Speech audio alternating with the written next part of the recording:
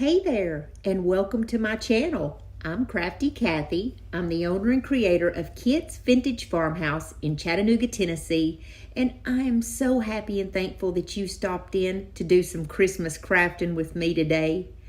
I love Christmas. I love the whole season, and I have for you 30 of my most favorite DIYs for Christmas, and I hope you enjoy them. But before we start the DIYs, I totally forgot to mention that this is a compilation video, which means that I take a bunch of my favorite Christmas DIYs from different videos and compile them into one long video so you can watch hours of my Christmas DIYs if you wish. Now, they may not be in order because they are from different videos, but I guarantee you there's 30 there, and let's jump on in. In our first DIY, we're going to use some Christmas sheet music, and I wanted to stain it. Now, I'm going to stain mine with coffee, and I just wanted to show you guys how easy it is to do that. You basically just have to submerge your paper in coffee for 5 to 10 minutes. Now, I used instant coffee, but it does not matter if you use instant, regular, cold, or hot. This piece of paper just came out of the coffee, and as you see, it's still very wet. Now, I let mine air dry for just a few minutes. I don't think that you have to. The big important part is how you dry it. You're going to dry it in a preheated oven on 200 for 5 to 10 minutes, or you're going to use a hair dryer. Now, I used a hair dryer, and it turned out perfectly fine. I thought that I would just throw that in real quick because a lot of people were asking me how you stain paper with coffee. So I've got an 8x10 canvas frame from the Dollar Tree. I had already pulled off the canvas, so all we have is just the frame. I'm going to give it one coat of Waverly's Antique Wax, and then I'm just going to wipe off the excess with a baby wipe. After everything is finished up and dried, I'm going to take my little finger sander and go around and give this a really good sanding. I've got to cut my sheet music down so it will fit in the 8x10 the way I want it to. I wanted to use some cardstock behind this, so I just picked my cardstock out, I cut it out, and then I'm just going to use a glue stick to put my sheet music to my cardstock. Next, I take the cardstock and I'm just going to glue it to some foam core board that I had got at Dollar Tree. And then I'm going to lay everything out the way I want it and just glue it down with a little bit of hot glue. I picked out this gorgeous plaid ribbon, but it was way too thick. It was going to hide the words, "Oh Holy Night." So what I did was just cut off a small strip of it. I rolled it over on itself and glued it down. This is going to make it so much easier to work with. So now I just take my ribbon and I glue it around the top of the wreath. And then I'm going to take and glue my ribbon to my picture frame.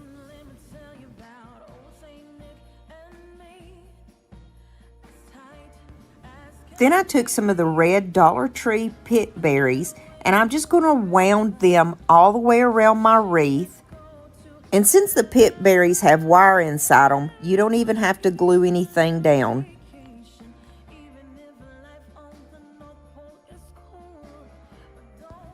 Now I take and glue my wreath to my picture with just a couple little dots of glue. I don't want that wreath bobbing around.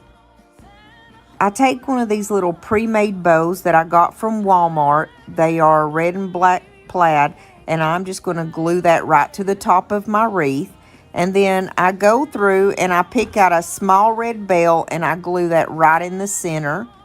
Now I have two little picks that I purchased from Amazon, and they're so adorable, so I'm going to put them on the top with just a little bit of glue. Then for the finishing touch, I take just a little bit of my white chalk paint and I'm going to just barely put it on my branches and on my pine cones and just around my picture because it makes a beautiful snowy look. And that's all there was to this project. This turned out so pretty, and I'm just going to display it on an easel.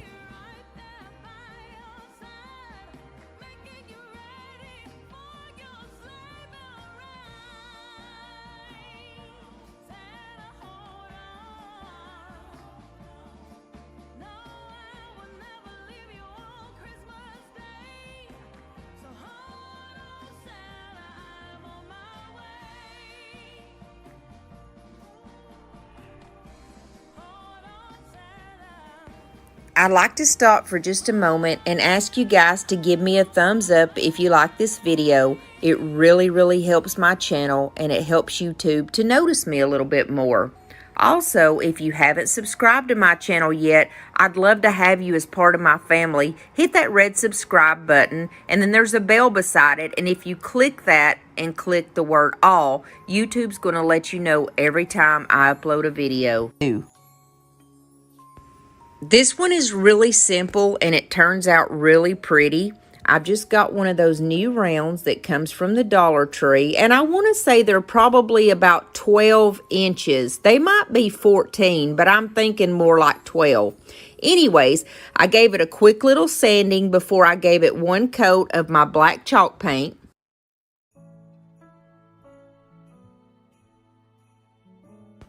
Now, I'm going to try out the vinyl that comes from the Dollar Tree. I've got this red and black plaid that I think is beautiful.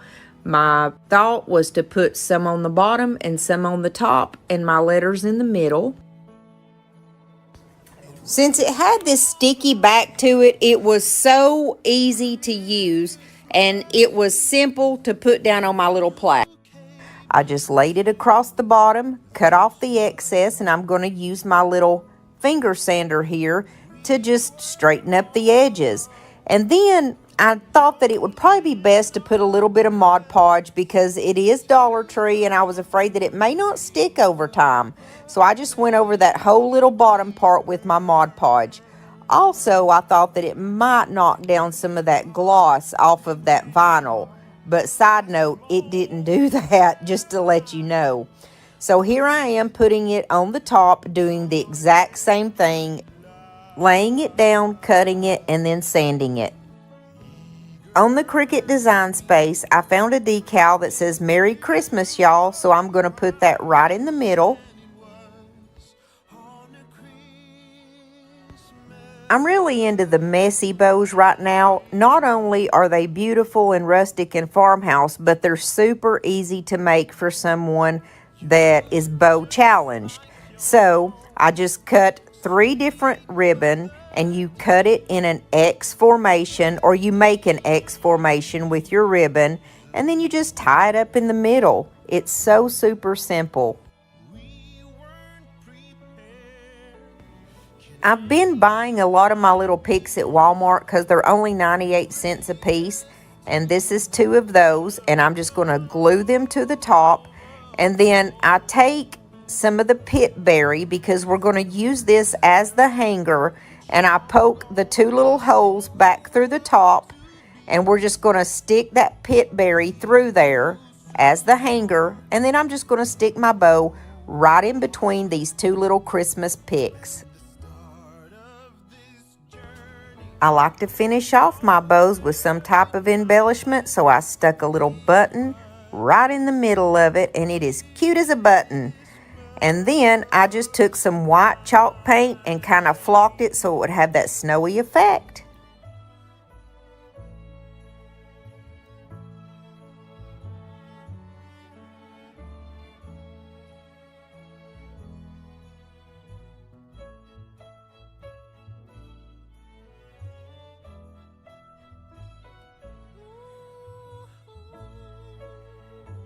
I think that this is a good, economical, smart little wreath to use on your front door because it just cost a few dollars to make.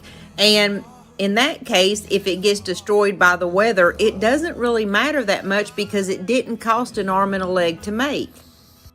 So let's jump into number 3. The Dollar Tree has these fish bowls in 2 different sizes. I got a small one and a medium one. And I'm going to take it outside and spray paint it with this Rust-Oleum frosted glass. And look how beautiful this turns out. I'm going to make a little snowman, and I'm going to start off with some of my buttons. I'm going to use black for his eyes, and I found 2 matching buttons, and those are going to be his eyes. And then I'm going to make his little mouth with the buttons also, and I used 5 buttons that were all the same. Now, the Fishbowl snowman from Dollar Tree is no new thing, but I've never made one before, so I'm going to try my hand at it. I wasn't sure what to make the nose out of, but I thought I can probably at least try to draw a carrot, okay? I'm not a good artist, but I just made a little carrot nose, and then I'm going to use my Arteza orange color. I love the Arteza. They're very vibrant, and I just colored on a little carrot nose to the best of my ability. I add 3 of the larger buttons to his little belly. I'm going to use 2 strings of fairy lights that were sent to me by a company called On For You. I'm going to leave them in the description link in case you want some for yourself. And I'm going to put 1 whole string in the top and 1 string in the bottom. There are 20 lights on each strand, so it gave a beautiful warm glow. I found this little hat at the Dollar General. It still was only $1, and I'm just going to glue it to the top of my little snowman. And then I had a perfectly matching ribbon, and I thought this is going to be absolutely gorgeous for his scarf. So I just wrapped this little ribbon around his neck, and voila, you have the scarf. I've got one of these small red bells that I'm going to stick on his hat because it seemed like it just needed something. And then I added another bell down where the little scarf comes together and some berries.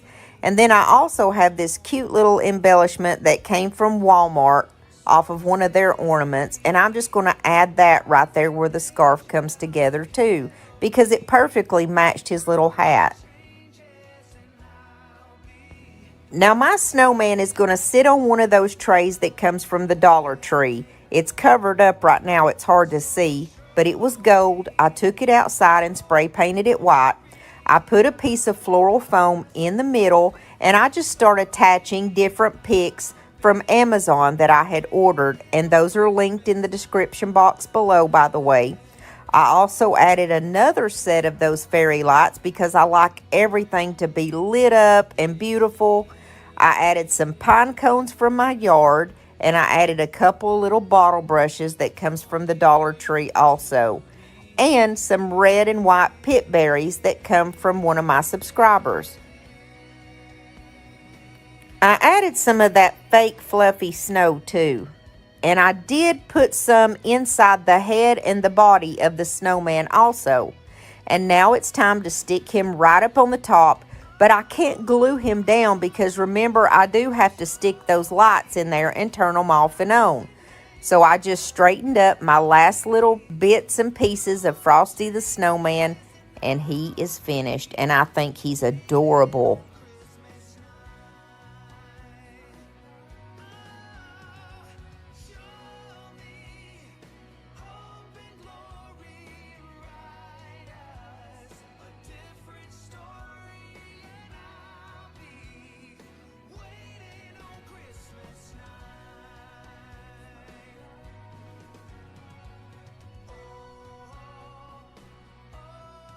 Wow, we're already going into DIY 4. I got one of these gather signs that come from the Dollar Tree, and at first I tried to cut around that area that says gather, and then I just realized it wasn't going to work, so I just pulled that whole front piece off. And I'm measuring out to see how I need to cut because we're going to use some Dollar Tree wrapping paper for the backdrop of this picture. So I simply just cut my wrapping paper to the size that I needed, and then I painted everything on that frame black. The front side, back side, inside, outside. And then my little piece of wrapping paper is going to fit down in there perfectly. So I used some glue stick and it just adhered nicely. Now I'm going to take this tumbling tower block and I painted it black because we're going to use it to have a little deer standing on it. And I'm going to use one of those little small deer that comes in a package from Dollar Tree. So I just glue the little block down and glue her on top of the block. Then I take one of the cards that come in my cardstock package from Amazon, and it had a cute little saying on it. It says, "Be glad and be of good cheer, for Christmas comes but once a year." And I glued that right to the top with a couple small beads of glue. Now I have some of this diamond wrap that was sent to me by Totally Dazzled, and I'm just going to use 2 of the little strands to glue all around my little saying so that it will stand out on the picture. I'm going to take 2 of the little bottle brush trees from Dollar Tree and just glue them one on each side of the little dough. Then I take one of my little pre-made ribbons from the Walmart, and I'm just going to stick that at the top of my picture. To embellish my bow, right in the center, I put 2 little Christmas light decorations. I still felt like this picture needed something, so I found some little half beads that I had in my stash, and I already had them painted black, and I'm just going to put one on each of the corners of that little Christmas saying.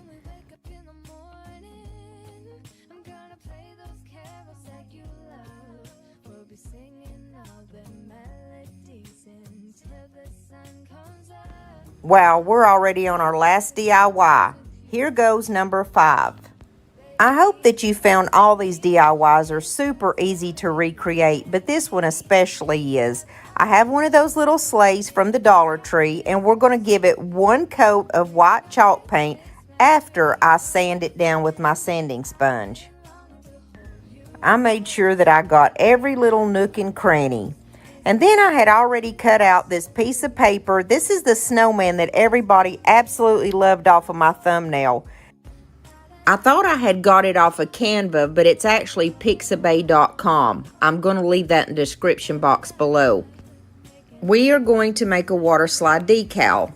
Now, we've done this in the past before, but I'm going to leave the information in the description box. All you have to do is order the special paper. It's very cheap, and you print whatever image off of your printer, which I picked the snowman.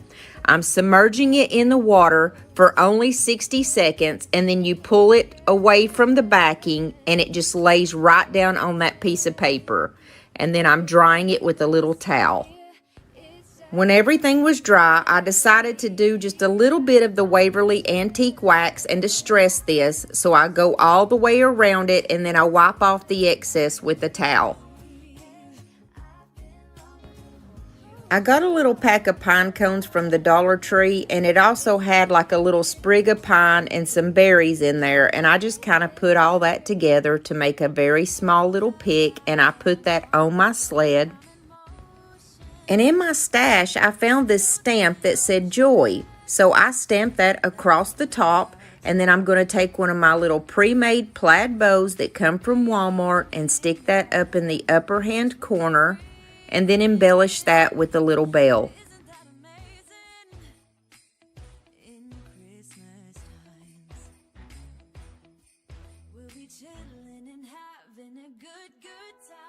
I'm going to do this Kirkland's Merry Little Christmas sign. I started off with an 11 by 17 canvas frame, and I'm going to take the staples out and the canvas off of the front. So I simply flipped it over and I cut on the outside of the staples with my X-Acto knife, and then I'm going to pull that canvas right off.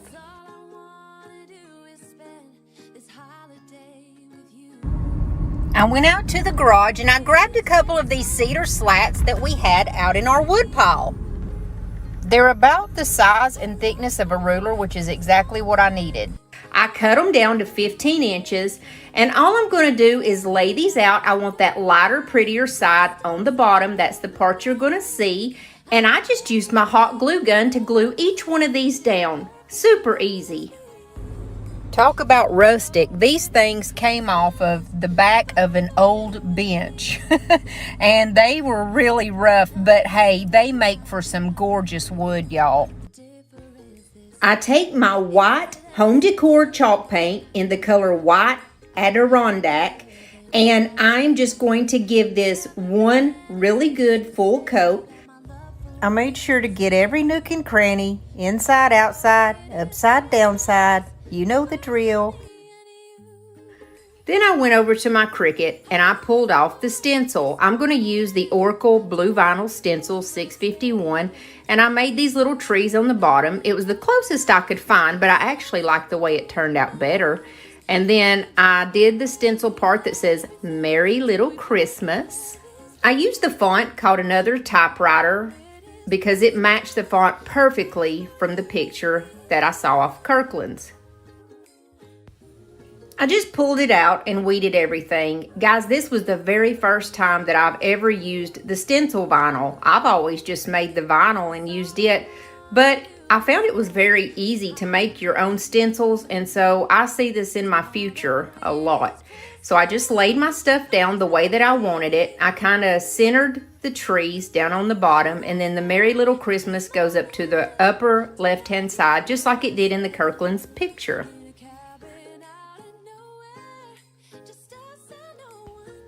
I used my Waverly Crimson chalk paint, and I gave it one good full over coat. And I was very careful to paint away from the stencils. You don't want to push that paint up under the stencil. You kind of go away from that stencil. I always really fast forward over these parts, just like painting or whatnot, because everybody knows how to do that. But I figured that I would show you this little part because it's how I did the stencil. So you just paint over the top of it, but you're very careful not to push that paint underneath.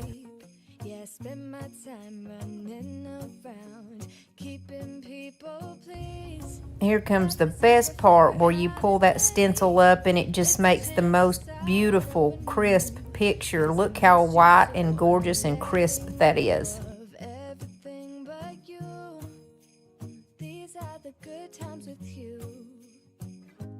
Baby, this year it's just gonna be you and me. Hang by the fire and chill. Isn't this how it's supposed to be? Last Christmas, I had bought a pack of wreaths off of Amazon. They came in a pack of 12. It's these little grapevine wreaths. Aren't they cute? Now, the green that's around it is just one of those little green pieces that comes from the Dollar Tree. There's like 12 of them in the package, and I just wrapped it around there to make it look like a little wreath. And then I'm just simply going to take a couple little pieces of berries from a little pick that I have, and I just kind of pull about 3 berries off at a time and just glue them down. And I have a little wooden reindeer piece that I got from a package from Walmart. There's 4 different ornaments in the package, and there's like a total of 20. And I'm just going to paint him. He did have a little hole where, you know, you can hang him up as an ornament, and I just filled that in, and I used the antique Waverly wax and put some on, and then just wiped it off with a baby wipe. I'm just going to glue him right down on the side of that wreath because I felt like it needed a little something. Then I'm just going to glue that wreath right to the side. It didn't have it in the picture at Kirkland's, but I thought it just seemed kind of plain not to have that. Now I'm just going to take my Arteza chalk paint markers, and I just use that to go around that wreath. It's white, and so I'm just putting like fake snow on it. And any little spots in my picture where it needed like a touch up of white, because there are 1 or 2 tiny little spots where that red paint kind of bled, and all I'm going to do is touch that up, and I'm going to go around my little reindeer and highlight him with that white marker because it makes him stand out. And that's all, guys. I actually like my version better than the Kirkland's version, and that little hole that is over the 3rd Christmas tree is just a hole in the wood. Let's go into DIY number 2, which is a pine and snowy berry picture arrangement. I started out with this picture that I had purchased from Goodwill, and it's brown, so we're going to give it a good coat of this sheepskin by Home Decor, which is kind of like an ivory color. It's an off-white. After I gave it one good coat, I was like, why am I sitting here painting this? I should have just took it outside and gave it a good spray paint. So that's exactly what I did after the first coat, because it was going to take a couple of coats to cover up that dark brown color. So I took it outside and I used my Rust-Oleum ×2 Ultra Matte White spray paint, and it came out beautiful. At first I did want to do an ivory color, but once I put the white on there, it's unmistakably Christmas and it's beautiful. And I got down inside there just a little bit. You're never going to see down in there, but you might just a little bit. So at this point, I just put some different florals in there. This is actually some florals from some old plants that I had. And then the picks are some picks that I purchased off of Amazon last Christmas. They're pine picks. And then these little white and red berries are compliments of Miss Rita, one of my subscribers. She sent me a box of goodies and it had a ton of these little berry picks in there, and I absolutely love these, especially at Christmas time. Come on. And I've got these red berries that have like pine cones on them. It's really just some extra picks that I had laying around the house, but they absolutely matched the ones that was in the Kirkland's picture. So I put them in there. I just fooled around with everything to try to figure out the arrangement that I wanted. And at first I put these darker red berries, almost a maroon color, but I changed those out in a minute. Now you know I had to put my Crafty Cathy touch on there, and I pulled up a picture of this truck off of Pixabay. And I'm using my Hippo water slide papers, which I love because you can make any image a decal. So what I did was I put it in the water for 60 seconds. Then I wet my little surface there. And I just did the water slide where you pull the paper out from under it. And it's a perfect little decal of the truck. I liked the one from Kirkland's, but I felt that it was really plain because it was just a white picture with the berries and the pine in there. And I thought, I've got to put a little Cathy-ness into this, you know. So I took and just wiped off any excess water, and then I started changing the berries out. Remember I told you I didn't really like those maroon colored berries because they were too dark for me. They didn't match the truck, so I put some brighter red ones in. And I even added like a little cotton pick. Then I decided to take some twine and go around the bottom of this picture 2 times. And then I also went around the top of it 2 times because it just gave it that little extra something that Cathy projects have to have. I cannot have just plain projects. And don't get me wrong, I'm not knocking the Kirkland's one, but like I said, I had to just Cathy it up a little bit, okay? So then I just burn off all the little fuzzies. And then I had a little wooden snowflake that came out of some little snowflakes and things, little ornaments that I had purchased off of Etsy. They're very small. They go great for different types of embellishments. It's just tiny. All I did was just glue this right underneath that twine, and it almost looked like it was hanging off of it like a beaded necklace. And here's my version. I really love these Hippo water slide decals since I found them because you can put that little red truck, which everybody seems to love, on anything. Molly, I know that you're loving this one, girl. Let's go into DIY number 3. This one was super easy. Christmas begins with Christ, and I couldn't agree more. So all I had was 3 pieces of like extra wood. Now, I had purchased a box of all these different pieces of wood. I think they kind of came from kids blocks or something. It's been years and I didn't know what to do with it. Well, guess what? I found something to do with it. So I used my crimson color by Waverly, and I just gave it one good coat, and that's the top block. And then I dried it and set it aside. I sand down the second block, which is going to be white, and I use my home decor white Adirondack, and I give it one good coat of that. And then I do the same, dry it, and set it to the side. Then for the bottom block, all I had was acrylic paint, so I used Apple Barrel's color called Christmas Green, and it took about 3 coats to actually get it covered. You just have to make sure that you dry it all the way between each coat. I purchased an SVG off of Etsy, and it was only 95 cents of this little nativity scene, and I printed it out on my Cricut, And we're going to place that on the very top block, just like in the picture of the Kirkland's version. It came off so pretty and crisp. And then for the second block, we have red color, and it says Christmas, and it is the exact same writing that comes from the Kirkland's version. This one is from the font called Magnolia Sky. Then the last part says begins with Christ, and it is also from Magnolia Sky. Look how beautiful and crisp when it all comes off. Oh, it's so pretty. And this was such an easy project, y'all, for it to be Kirkland's. So I stacked everything up the way that I wanted it. And we're simply just going to glue the blocks together.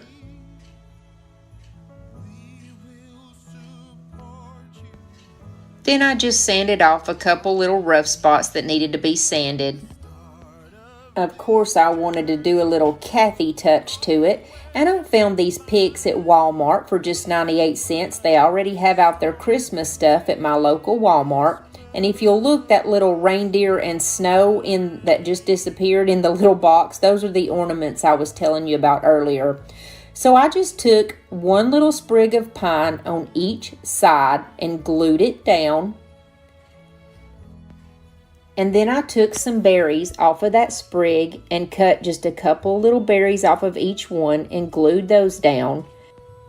It also had a very small pine cone, which I ended up putting on the right-hand side on the top of those berries.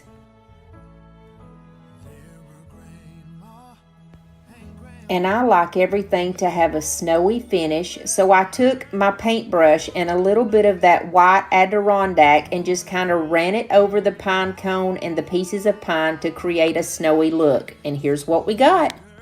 This is gorgeous, y'all. This one was probably, out of all of them, my favorite. Let's go into DIY number 4. It's going to be another sign that says, the most wonderful time of the year. These are boards that actually it's wood that actually goes on the wall, and they were 48 inches long, so I cut them in half because the actual sign was a 14 by 24. Mine just so happens to be a 16 by 24. So what I did was cut 3 of those boards in half to make them 24 long. And I simply just cut off 3 smaller pieces of wood, which I've got here, and I'm just gluing that down to the back so that I can create a good, solid structure for this sign. And I have an electronic stapler that shoots little brad nails, so I stuck 2 nails at least in each one of those so that we can have a really good firm foundation to start with. My sign naturally came in this beautiful gray color, and the sign in the picture is more of a brownish color, but I didn't want to touch it. I love this gray color. So what I did was took just a little bit of the antique Waverly wax, and I went all around the perimeter, all around the sides, and just kind of ran it in the center part just ever so slightly to give it a rustic, roughed up look. Then on my Cricut, I used the Smart Vinyl, and I'm using my Cricut Explorer 3 that Cricut actually sent me. And the first part that I wanted to put down was the word wonderful, because it's the very center part of the sign, and we definitely want that to be the main part. The font that I used for the word wonderful was Elegant, or Elegance. I think it was Elegant.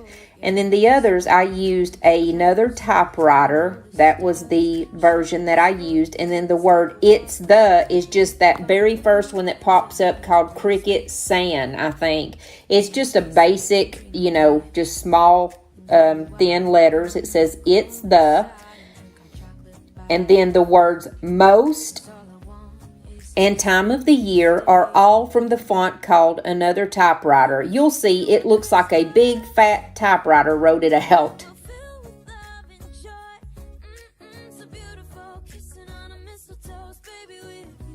I hope this Christmas music is getting you guys in the mood, because it's definitely getting me in the mood. I mean, I was telling you guys before, it's 80 degrees and we're still swimming, but when I listen to Christmas music, I can't help but get excited for the season and tap my toes and sing along.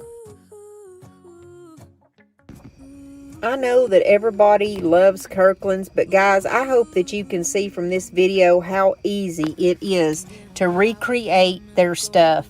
You don't have to go and spend tons of money on these signs. You can make them yourself. Like this sign here, they're asking $69.99 for.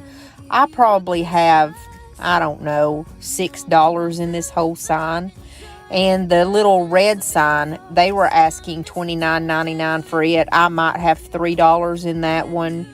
The little wood sign that I made, the Christ Begins with Christmas, maybe $1. And $2 in the picture, because that's what I paid for the picture. If you want to count the florals, let's say $5. Okay? I mean, everything in this video has been super inexpensive and so easy to make. I really hope you guys are getting some good ideas and inspiration. So for me, I had to Kathy this up. I just could not leave it plain like the sign had. So I have this pick that comes from Walmart, and it had an apple on it, which I didn't like because it looked cheap. So I took that one off and put my own apple on that I got from Amazon. And I just stuck that pick on the side, and I added a couple extra pine cones to it. And anything that I talk about that I say I got from Amazon, it's in my Amazon store in case y'all are interested. All you have to do is go down in the description box and it's down there. So I kind of fooled around with the placement of things and added, like I said, here's the little apple that I added because it looks prettier. The other one was just so fakey looking. And I added one more pine cone to this one. Then after that, I just put a little bit of that white Adirondack paint on my little chippy brush and just kind of ran it through all the bristles of that pine pick and over the apple, over the berries, and then over different parts of the sign because, like I said, I like it to have that snowy effect. And this one is complete, guys. Wow, we are headed into DIY number 5. And this is going to be our very last one. This one's super, super easy. This one is an ornament. I saw these little pictures on Pinterest that showed different ways that you can make the ornaments. And all it was is a piece of wood. It's just a very small little piece of wood. It's like 8 inches long by 1 inch. Now, I had this little ornament that I had purchased at the thrift store for 50 cents. It already said Santa on it, but we didn't want that. And I painted it with 2 coats of my Waverly Red Crimson paint. Each ornament had different words, and I picked the word believe, and I used the font called Candle Mustard. I think it's really pretty. It has that swoosh at the front of the B, and it's so pretty. And I printed that out on my Cricut, and we're just going to place this right down in the center of that red block.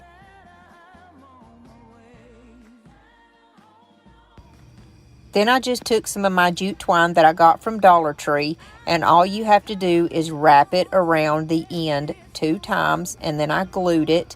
Then I pulled enough over so that it would have a spot to hang and wrapped it on the other side 2 times and glued it down.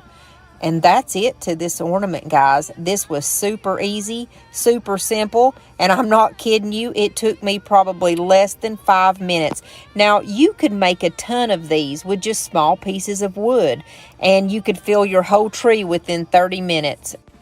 They had all kinds of Christmassy words. Then I just glued a little wooden Santa hat that I got off of Amazon. I don't have any footage of the Squawk Squad this week, guys, but I do have something that I hope you'll like. Who needs bloopers when you ain't got a lick of sense? Hey, and if you haven't subscribed to my channel yet, I'd love for you to subscribe and become a part of our family. Don't forget to give me a big thumbs up because it really helps my channel get pushed out there so more people can see me. So let's go into DIY number 1. I'm started off with 6 of those big jumbo size paint stir sticks that you get from Walmart. I'm going to put a scrap piece on the back right here, and it's only temporary. It's just to hold it together so that I can stain it. I make sure that everything is lined up correctly right here, and all we're going to do is give it a really quick stain with my Waverly Antique Wax. I'm going to go over the whole thing with my wax, and then I'm just going to wipe off the excess with a baby wipe.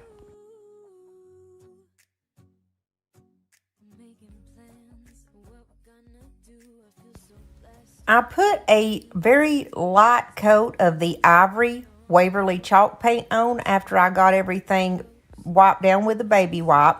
And I did kind of a wishy-washy coat. That means it's not a full coverage. If you see, I just left a couple little bare spots because it just makes it easier to distress in the end. And now I have this beautiful napkin. Look how pretty this is. And we just want to cut off one square. I wet my fingers with Mod Podge, and then I pull it down to where it's just 1 ply. Now this one had 3 plies, so I had to take it all the way down to 1. And then I like to just wet the end of a very light, small paintbrush and just go around the edges where I'm wanting to pull it apart. I want nothing except for the picture of the truck and the puppy dogs and the Christmas tree going up the top. So I like to use my fingers to pull it apart. That's why I use the water, because I don't like clean edges. I don't like a perfect square. It just makes it look more natural when it's not. I put my Mod Podge down, and we're simply going to lay our picture down on the top of that. And I always start with the middle. I have my saran wrap or plastic wrap already waiting for me, so it's very easy to make that transition, because you have to have that plastic wrap if you don't want wrinkles. That saran wrap helps that napkin not stick to your fingers, and I always start off in the center, and then I very slowly go, towards the edges, and then I use my little Mod Podge roller. And like I've told you guys before, you don't even have to have a roller. You can even use like a, cup, like a glass from your kitchen, just something with that edge on it where you can kind of roll it out. It helps. And I've heard people that said they didn't have any saran wrap on hand, so they can even use a baggie, anything that's plastic, just so that napkin does not stick to your fingers, because it will pull it away and mess up your picture quicker than anything.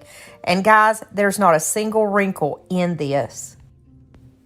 After my napkin had 120% dried, I went with my X-Acto knife through the little ridges that are here, like tracing down through there, just to separate that napkin from the edge so it's not sticking there, because I want it to have a planked look, like a shiplap look. So what I did is just cut it with my X-Acto knife, but you have to make sure it's 100% dry.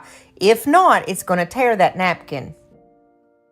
Then I went over the top of my whole picture with the Mod Podge. And then I took a piece of cardboard from an Amazon box and I painted it with my Antique Waverly Wax. But I only painted it because I'm going to put this behind my picture and I don't want you to be able to see that box. I just gave it a real quick coat and then I wiped it off with a baby wipe. Now, I don't want the sides of those popsicle sticks rounded like that, so I just took my tin snips and I cut the ends of them off. And this is after I had already used my X-Acto knife. Everything was totally dry, and I just pulled the pieces, took the pieces apart and pulled that piece off the back that I told you that we were going to pop off later. I used that first one that I cut as my example so I would know exactly where to cut all of my pieces off at. And after I cut, I gave everything a really quick little sanding on the end. After I had everything sanded down and ready to go, I just simply laid everything back the way that I wanted it to go and evened it out so I would know where to glue it down, and then I just glued it all down to that piece of cardboard.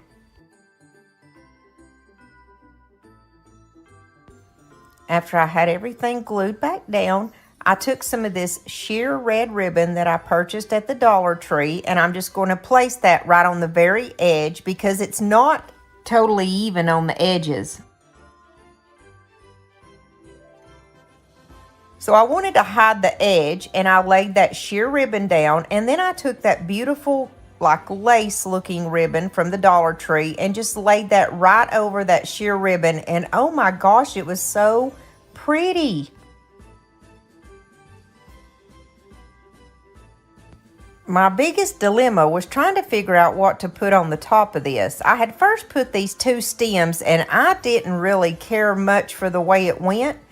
And this is how the crafts evolve as you go along. So here we're just making a little messy bow, and all you do is take a bunch of different types of ribbon. You make an X formation and you tie it in the center. Now I knew I wanted the messy bow on the top, and I was like, it just doesn't look right with this. So I finally settled in with this gorgeous, gorgeous red ribbon. It's really thick. It's like 2.5 inches thick. And all I did was wrap it over a couple of times, and I'm just going to pinch it in the middle to make a simple bow. Now I did this 2 times and pinched those 2 pieces together to make one larger bow. Then I just took some jute twine and tied it in the middle. I had already pulled that first pick off that I didn't like, and then I took this eucalyptus stem that you get from Walmart. I laid one piece over to the side, and look at this beautiful pick that I got from Walmart. They're $1.48. It has this old rusted bell on it, and I absolutely love it. It's my favorite pick that Walmart has. And I'm just going to lay that over the top of that eucalyptus. We're gluing everything down, and then I'm going to put that large red bow kind of off to the side. I still just was not satisfied with the way this looked. So I was like, what am I going to do? And I started playing around, and I laid that messy bow right on the top of that great big bow. And I was like, that's it. That's the look that I was going for. That's how these things evolve. Sometimes one thing doesn't work, but another thing will. Now here I am just dovetailing the ends of my ribbon. I took about 20 of my beads that I get from Amazon, and I just put them on a string of jute. I did not paint them or stain them or anything. I wanted them plain the way they were.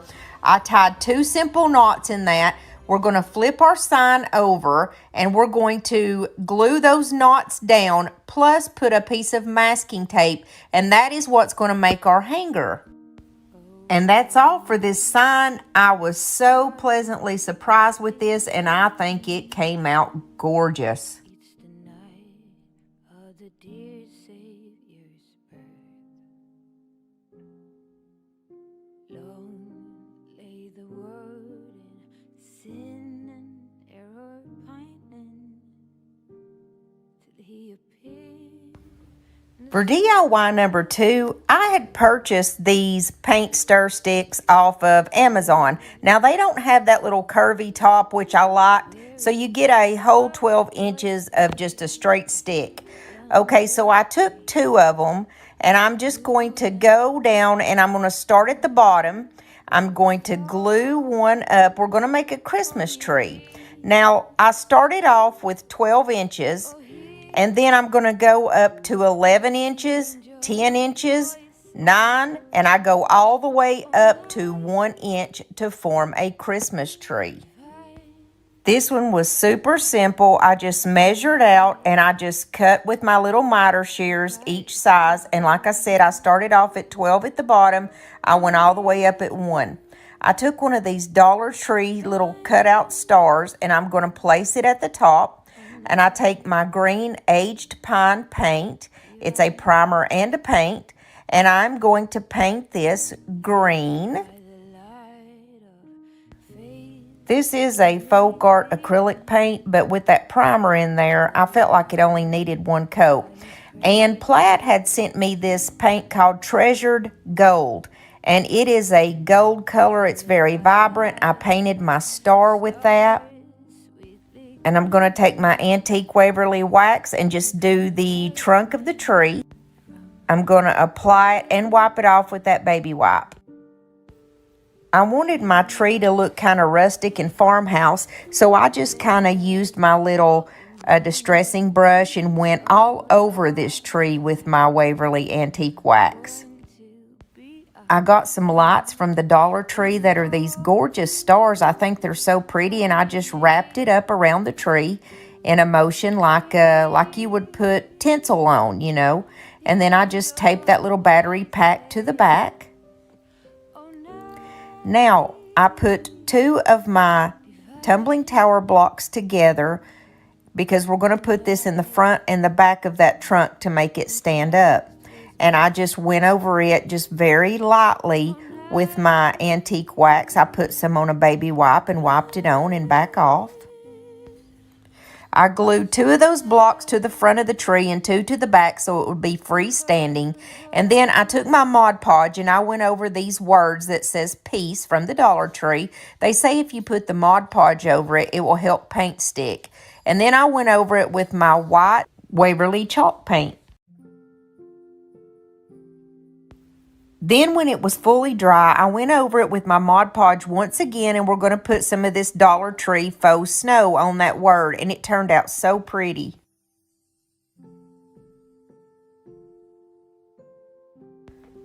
I placed the word peace kind of sideways on my sign, the same way that those lights go in an upward motion. Then I took a little bit more Mod Podge and put it over the word once again and added a little bit more faux snow. Then I took my Mod Podge along the sides of the tree, along the little ledges, and added some faux snow because it kind of looked like the snow had fallen on the tree. This one was really easy to make and turned out so beautiful, and I wanted it to be kind of minimal like this, and I love the way it looks.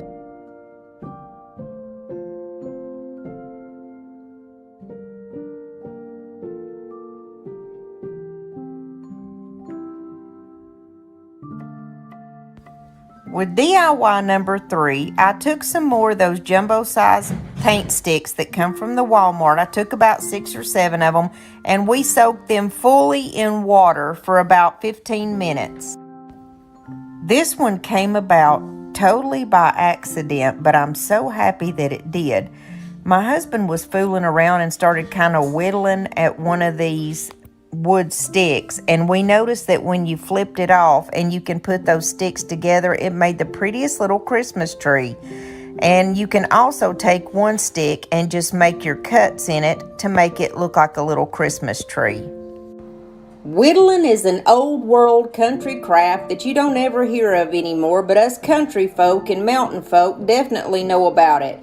You just take a piece of wood, any kind of wood, and you go in a down motion and kind of flip it out. But look, when you flip it out at those curls, how beautiful those are. And when you put them together, it makes the cutest little tree. So I got the idea to take this shadow box that I picked up at the thrift store for $1, and we're going to place a piece of paper down over it. And I picked my gray paper that has the snowflakes on it. It was just shy of the size of the back of this box, so what I did was just cut off kind of little odds and ends and put it together with my glue stick so you could make it fit and you'll never see any lines in it. I like to get little wood pieces off of Etsy, and I found this cute little barn. Look how tiny that is, and it was only like 50 cents. Now I'm going to paint it red, and I'm using this Waverly color called lacquer. A lot of people say they can't find this, and I only found it one time, but it is a darker red than the crimson, you know.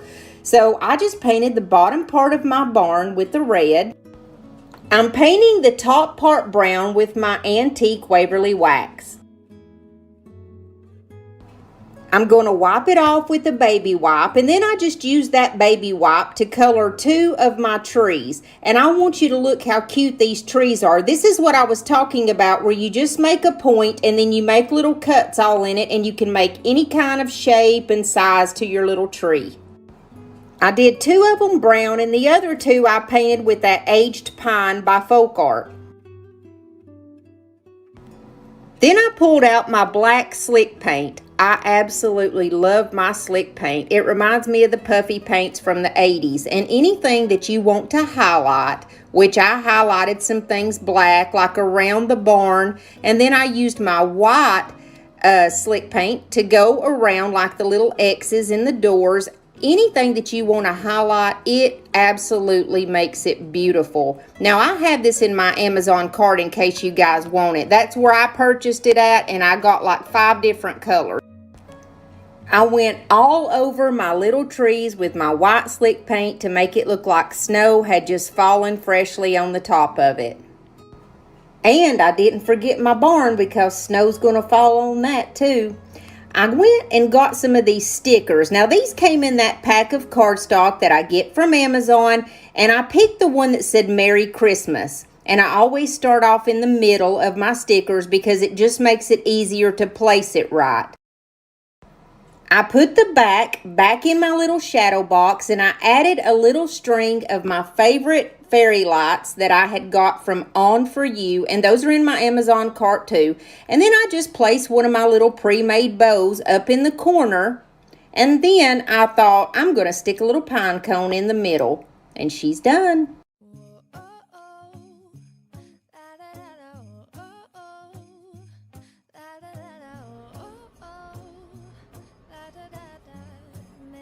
Christmas memories. I've been working so much lately, I can barely find the time to sleep. Yeah, spend my time running. I want you to look at the detail in these trees, how adorable they are. You can see every single cut. All right, guys, let's swing into number 4. I have 3 of the 5-gallon paint stir sticks, and I have them cut in a small, medium, and large, like at different lengths.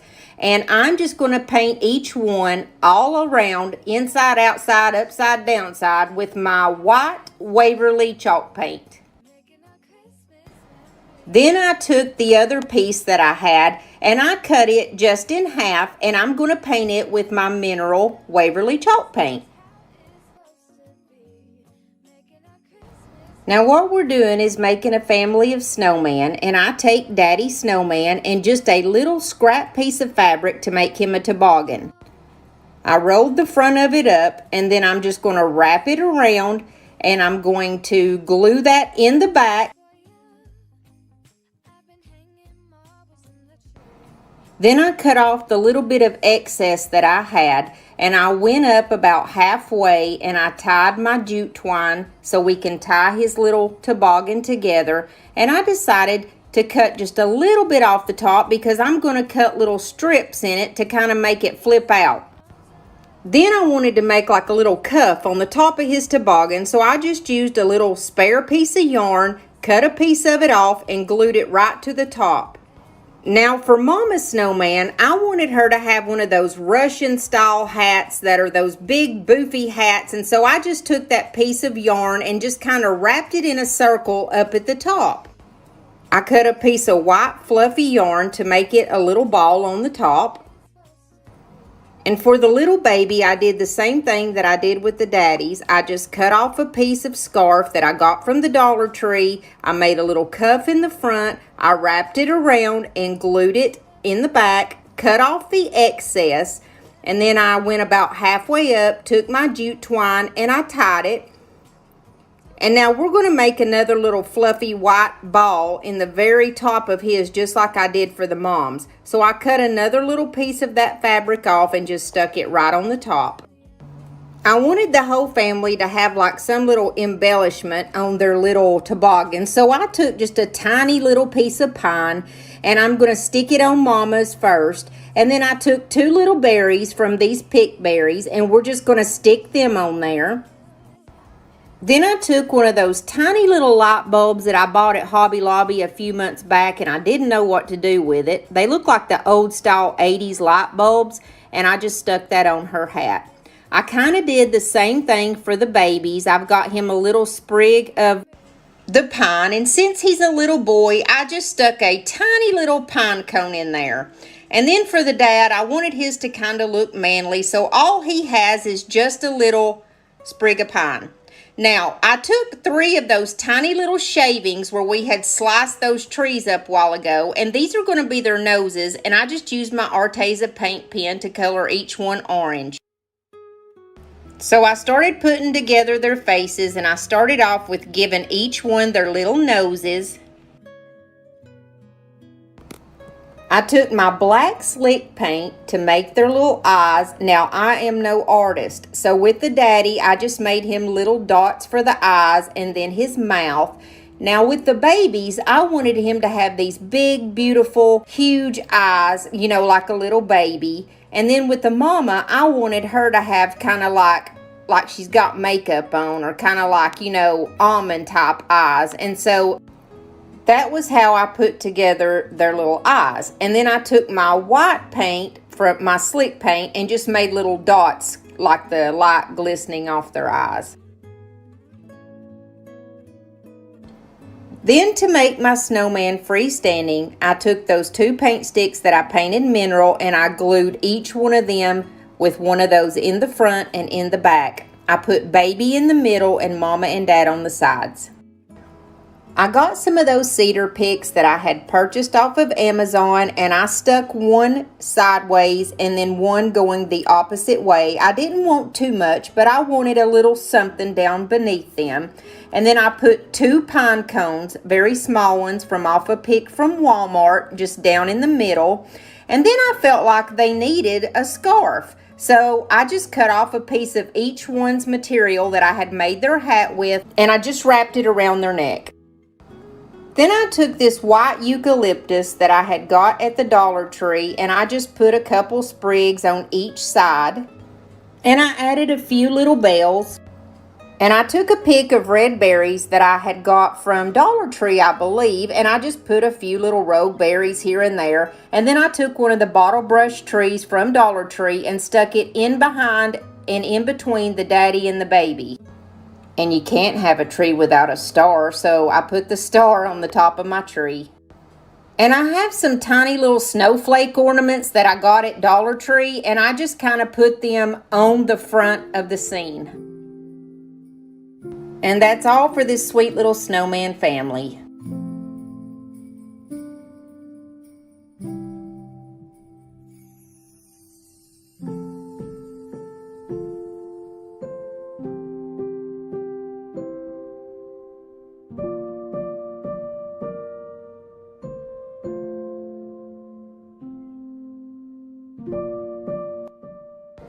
Our last one is definitely my favorite. We're going to do a reverse canvas and we're going to make a Santa sign. I believe that this is a 12 by 12. So what I do is go on the outside of the staples with my knife, and then I'm just going to pull my canvas away. Now, sometimes when you're pulling that canvas away, you may pull the picture apart there, but all you do is put a little bit of glue in there and stick it right back together, and it's just as good as new. We're going to take our antique Waverly wax and we're going to go all around our picture frame, inside and out, front and back, and we are just going to wipe it off with a baby wipe. It is a 12 by 12 frame because I used 12 of these paint stir sticks and each one of them is an inch long. So that's how I know. Now I took my white Waverly paint and we're just going to paint each one of these white. Then I took my picture frame and I'm just going to give it a quick little sanding, and then I'm just going to start taking my sticks and gluing those down to my frame.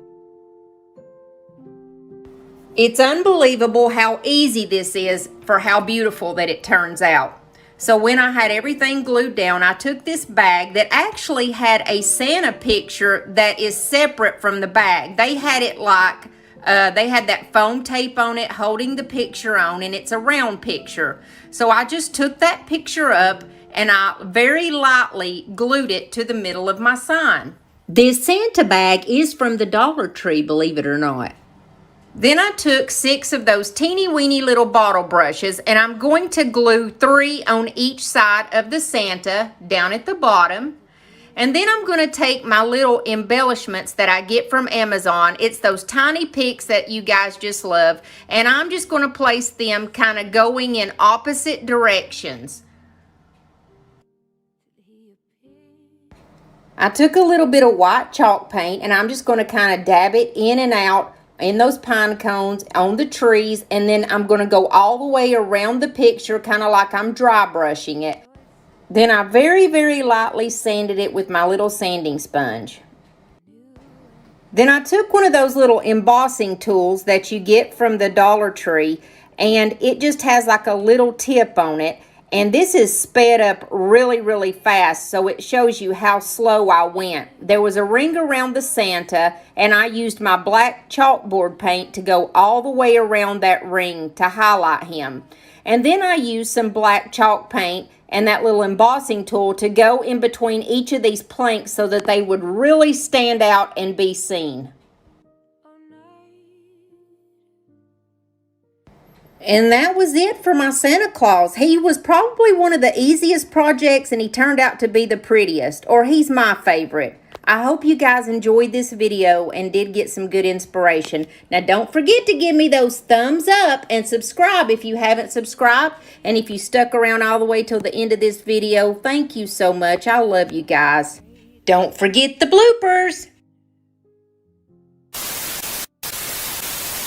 I could just hear the people at the Walmart right now. That large lady that stays in the craft aisle all the time is heading to the paint sticks section again. Stop her now!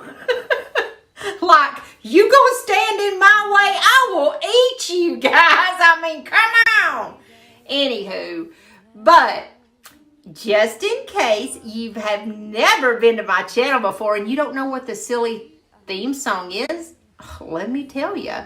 So, because I didn't have a truckload of bloopers for this week, I figured I'd show you a little video of what my family Christmas is like. I absolutely love Christmas when all my Tennessee family comes over to my house to visit.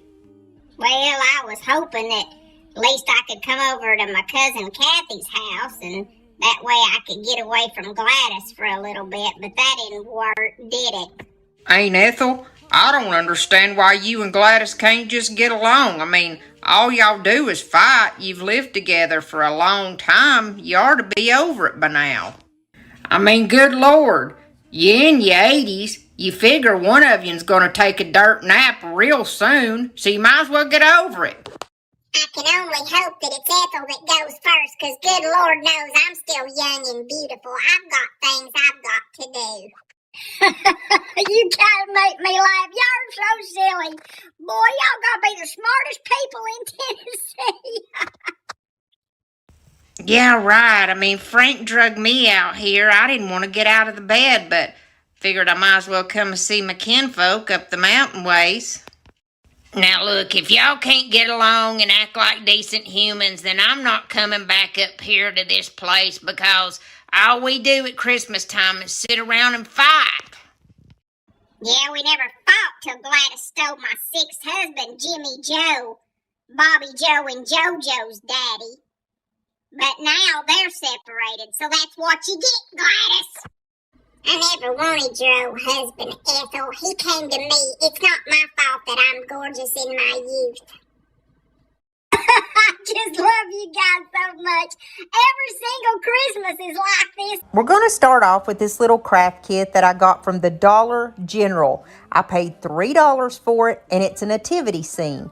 It's got Mary, Joseph, and the baby Jesus, and it's got like this little track where the rest of them stand on, so you can stand them in different places where they don't have to be like side by side, and it looks more 3D. It's really a good deal for $3, so if you can find these, you need to snag it. Each little wood piece is probably about 5 inches tall, but the little piece there that is the stable is probably about 10 inches tall, close to a foot tall, so it's a really good deal. It just needed to be sanded down a little bit because it had like little hairy pieces kind of the wood sticking out everywhere, but for $3 I'll sand it down, it's no problem. After I got everything sanded down to my liking, I'm going to use my DIY paint in the color Vintage Linen, which is my favorite off-white color. Now, DIY paint is clay-based, and I absolutely love it. And I wanted these to not have full coverage. I wanted them to almost be like a little stained. I barely went over these, kind of like dry brushing. And then I started using my little mister that has the water in it. And I just kind of misted a little bit of water and then lightly painted it to give it like a whitewashed effect. I ended up doing all of them this white look, but I didn't color that little track yet that you set them on, and I didn't color the star just yet. I'm going to use this paint that I get at Walmart, and it's by Folk Art Metallics. It's called Color Shift, and it's called Bright Yellow, and y'all, it's bright yellow. So we're going to do our star that color, and it's almost like iridescent. When you move it in the light, it like shines, and it's just a beautiful paint, and it's really cheap. I took my Waverly Antique Wax, and I put some water with it in a bowl, and I just created a very light stain. And anywhere where I went over with this stain, I went right behind it with the baby wipe, because my vision for this was for it to be very neutral. I didn't want anything to have like full-on color. I just wanted it to have almost like a hint of color. Everything except for that star. I wanted that star to be bright and for it to kind of be the focal point, you know, right over the baby Jesus. But that was just kind of my vision, so I went with it. And I used this stain pretty much on every single piece that went to this little nativity set, except for that track that everything stands on. Now, do y'all remember last week, if you was with me, I did 2 of those little boxes that I got at Southeastern Salvage. Well, this is the bigger one of the boxes. I paid $6 for it. I don't know if you guys have a Southeastern Salvage around you, but they're normally like building materials and they have stuff pretty cheap. And that's where I got this at, and I thought it was a great deal. I'm going to use the home decor color that's called Rich Black. It's my favorite black color because it's so black. It's beautiful. And I gave this thing 2 full coats all over, inside out, all around it. Then I took a piece of black foam board that come from the Dollar Tree, and I just laid it on the back and kind of traced it out with the little tool that I have so I could see where I needed to cut. And then I just cut it off to the size that I needed. Then I just took a few little glue beads with my hot glue gun and just kind of went all around the back, just enough for this foam board to stick, and it really doesn't take much. Then I took the little staple that has Mary, Joseph, and baby Jesus, and I put a little bit of hot glue around the bottom of it, and I'm going to put it to where it's high enough where you can see it really well.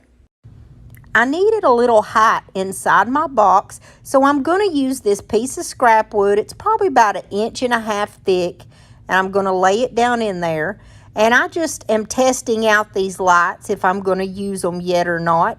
And they are my favorite ones that are those little string lights that are on the wire. And I like them on the wire because you can maneuver them the way you want. I put a little glue down in the bottom and glued that scrap wood down. And I'm going to get my lights exactly where I want them and use this electrical tape to just kind of tape them where I want it. Then I put some hot glue down on top of that piece of scrap wood, and I'm going to glue my track down on it. And I already had my track with the people exactly where I wanted them on there.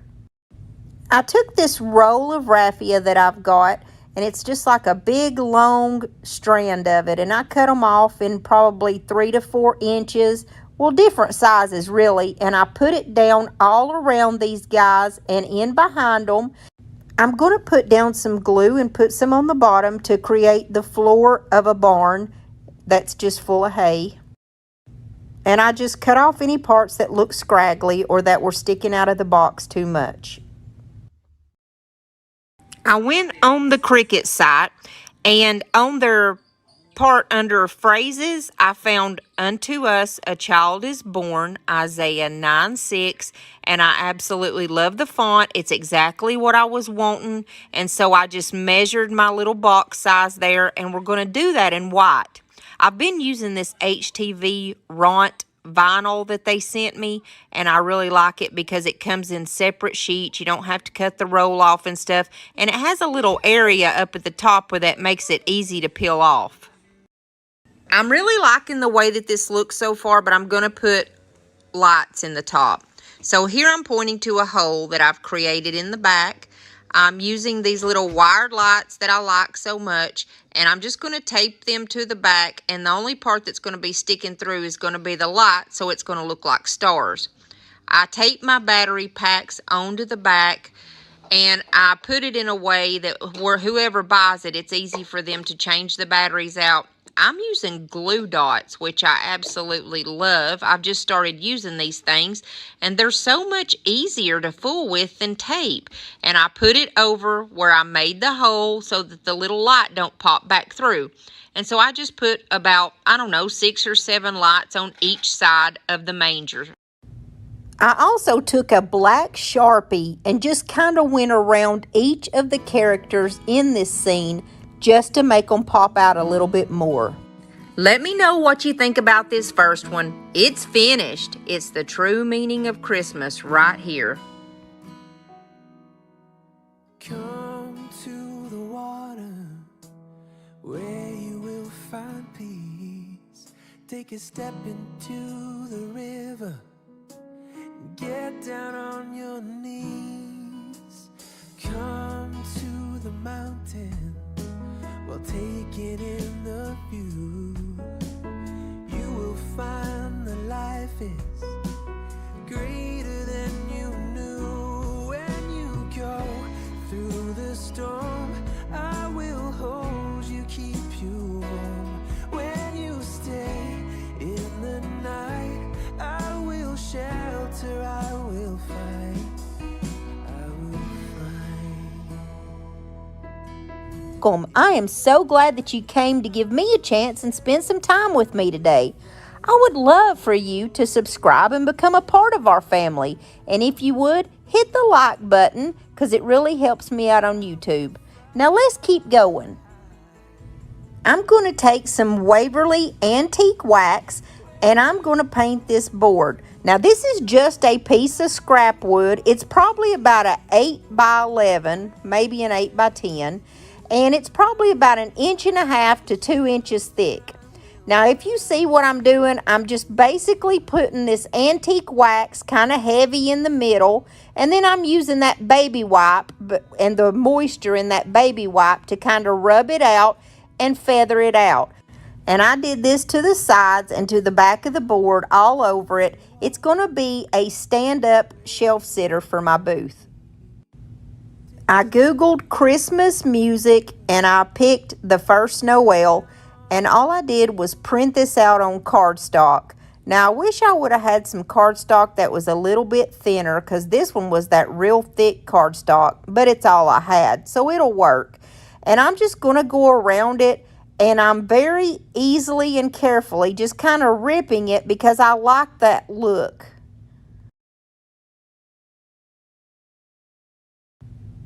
I'm going to use my DIY liquid patina. Now this is the exact same thing as Mod Podge, or the same idea as Mod Podge. And I'm going to use a good thick amount of this, but only because my cardstock is so thick. So I just put it down and I laid my paper down. When it had dried, I took my JB Ranger Distress Oxide in the color called Gathered Twigs. It's a kind of a light brown color, and I like to use it to distress with. It's a stamp pad, but it's really good to distress with. I kind of went around the edges. I like to use my finger to rub stuff in and get it shaded exactly how I wanted to. I even used a little bit of water from my little squirt gun and just kind of helped to rub it in and make this look like an old, torn, forgotten about song. Then when that's dry, I go around the top and do that whole part with that liquid patina. I'm going to use my transfer book that's called Christmas Valley from IOD. I absolutely love this book. It's got some of the prettiest stuff inside of it. And I knew in my mind that I wanted something on here like a little bird and some branches. So as I was flipping through, I came across this perfect little brown bird that I thought would look great on this piece, and like some little holly twigs. But look at these beautiful red birds. I am so enraptured by red birds right now. It's not even funny. And I have some amazing projects coming up with red birds. So you just take this off of that white backing and you lay your transfer on whatever project you're wanting to put it on. And they send you a little tool that you just rub it with while you're pulling up that little piece of plastic that it was attached to, and it just comes off on whatever project you're putting it on.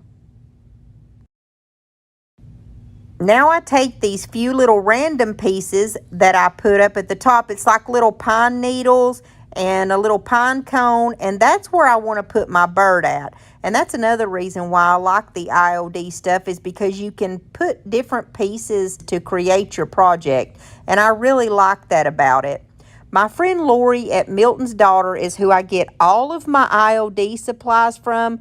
Matter of fact, she sells all crafting supplies there: decoupage paper, rice paper, paint, you name it, she's got it. And I'm going to leave her information in the description box below.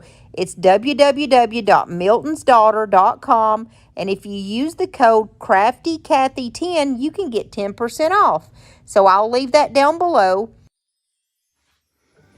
And now I have all my transfers on, and we're going to use some polyacrylic.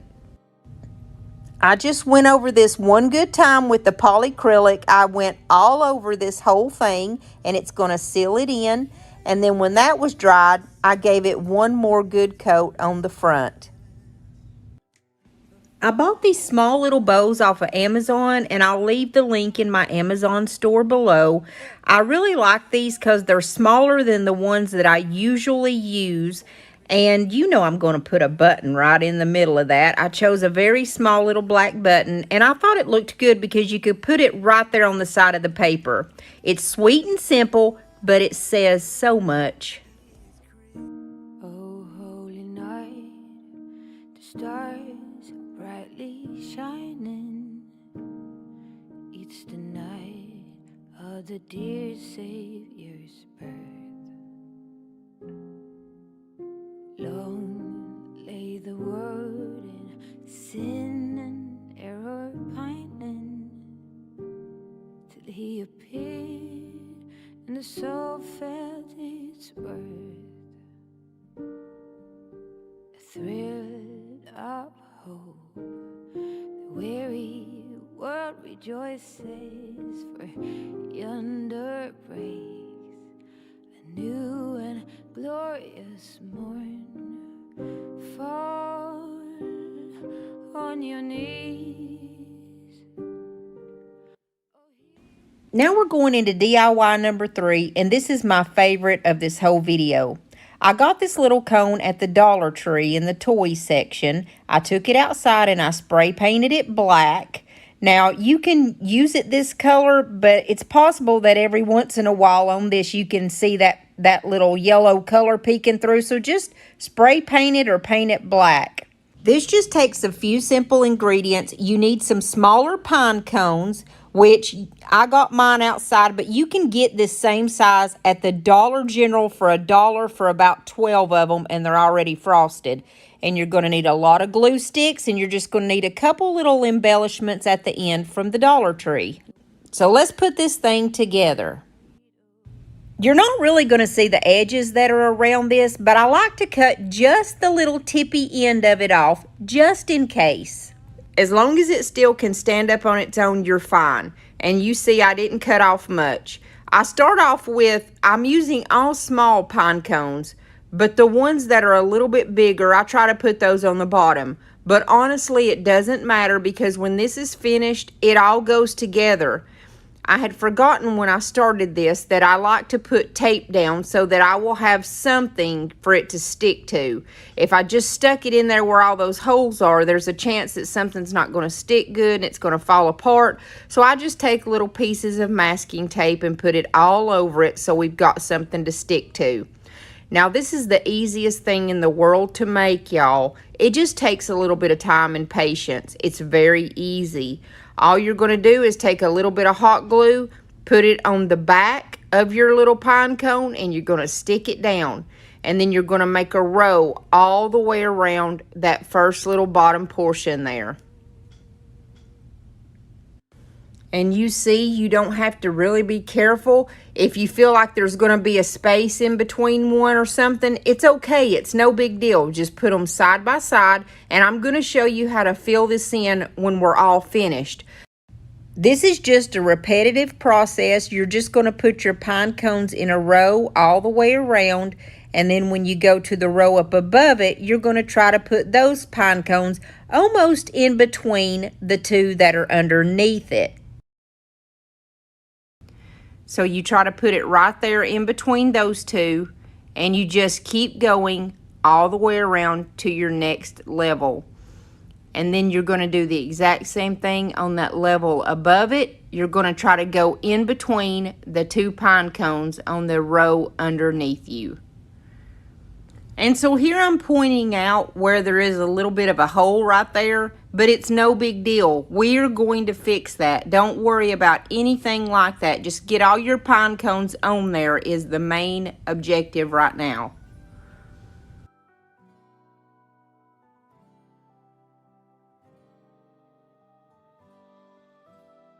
Then you're going to go all the way up your tree. I didn't show the whole thing, but you're doing the exact same thing all the way up. And when you are done, this is what it should look like.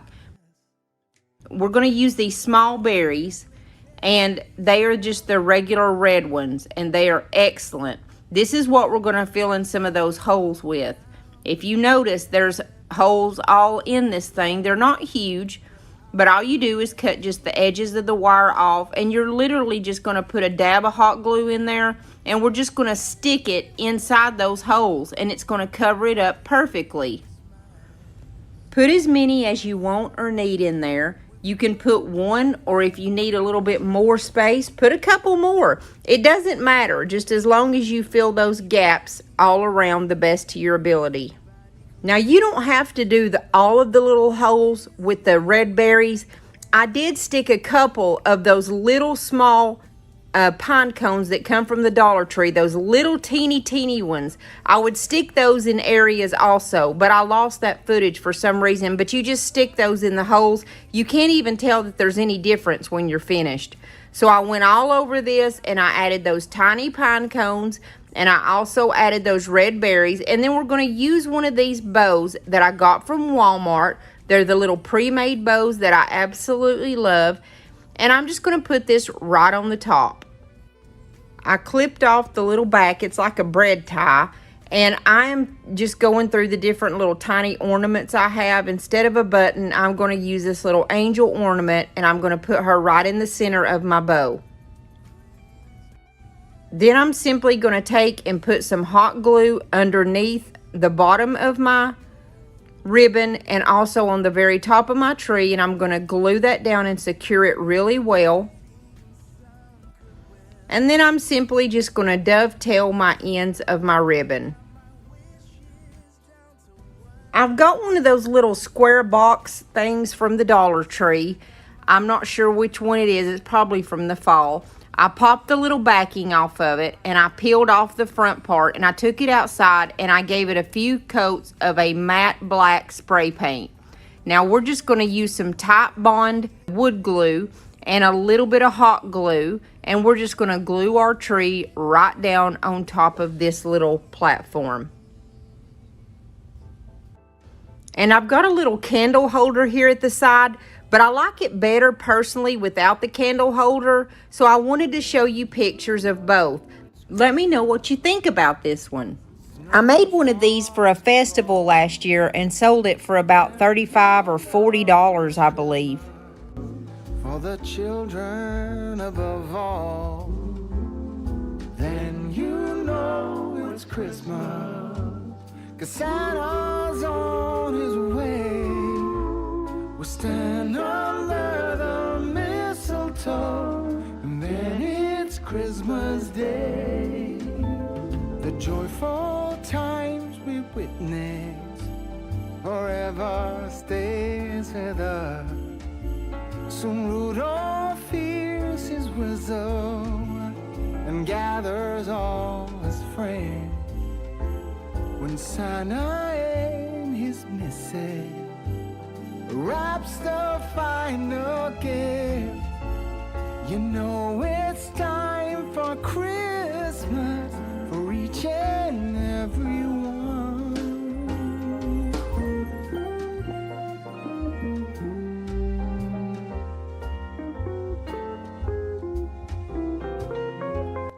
Now we're on our very last one. And guys, this one is so super easy. I've got 2 rolls of burlap. I got one at Hobby Lobby, the black and white checkered. The other is from Walmart. And we're just going to make a simple swag. Okay, it's a garland.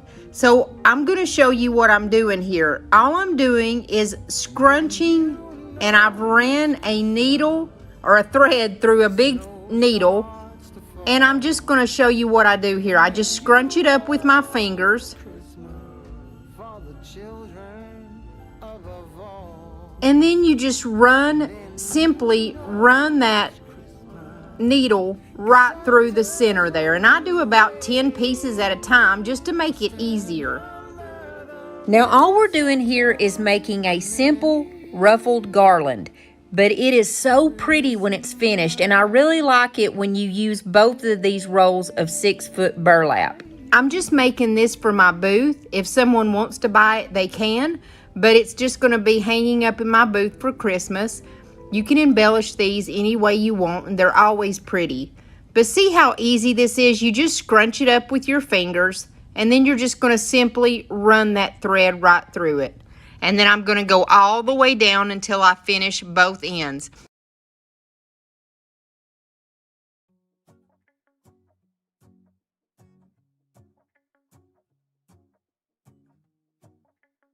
When I get to the very end, I just tie a few knots so that it will hold itself together. And I do that on both of the ends of my garland.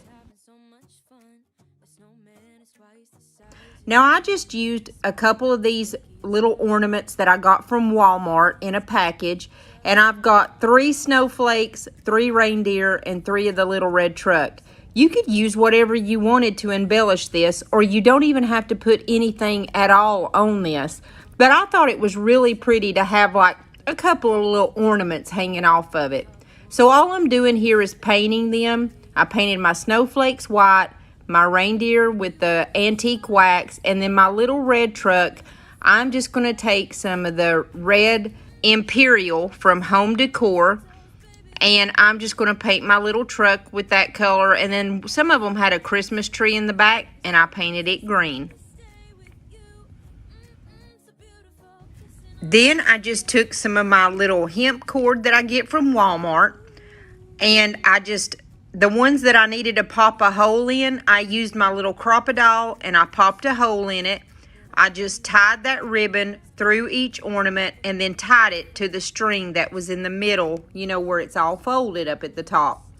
Now I did them probably about, I don't know, 6 inches apart, maybe a foot apart at the most.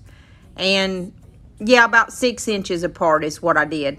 And I went all the way down through here, and I just tied them onto that string up in the middle there that I have everything hooked together with.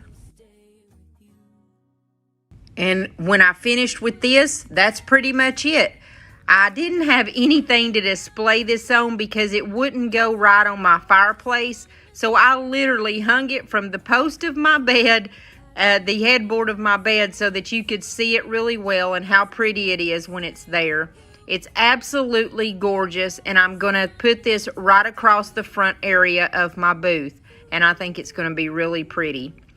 Guys, if y'all stuck with me through this whole video, I just want to say thank you so much. I'm so thankful and proud that you came to spend your time with me today. And don't forget, if you're coming over from Misty's channel, please hit that subscribe button and stick around and stay with us. And if y'all will, please give me a thumbs up, especially if you enjoyed this video. And I love you guys until I see y'all next time. God bless you and your family, and I will see you soon.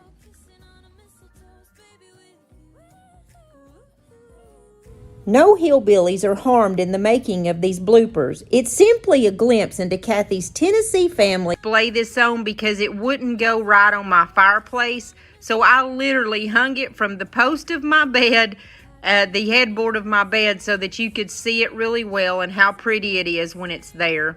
It's absolutely gorgeous, and I'm going to put this right across the front area of my booth, and I think it's going to be really pretty. Guys, if y'all stuck with me through this whole video, I just want to say thank you so much. I'm so thankful and proud that you came to spend your time with me today. And don't forget, if you're coming over from Misty's channel, please hit that subscribe button and stick around and stay with us. And if y'all will, please give me a thumbs up, especially if you enjoyed this video. And I love you guys until I see y'all next time. God bless you and your family, and I will see you soon.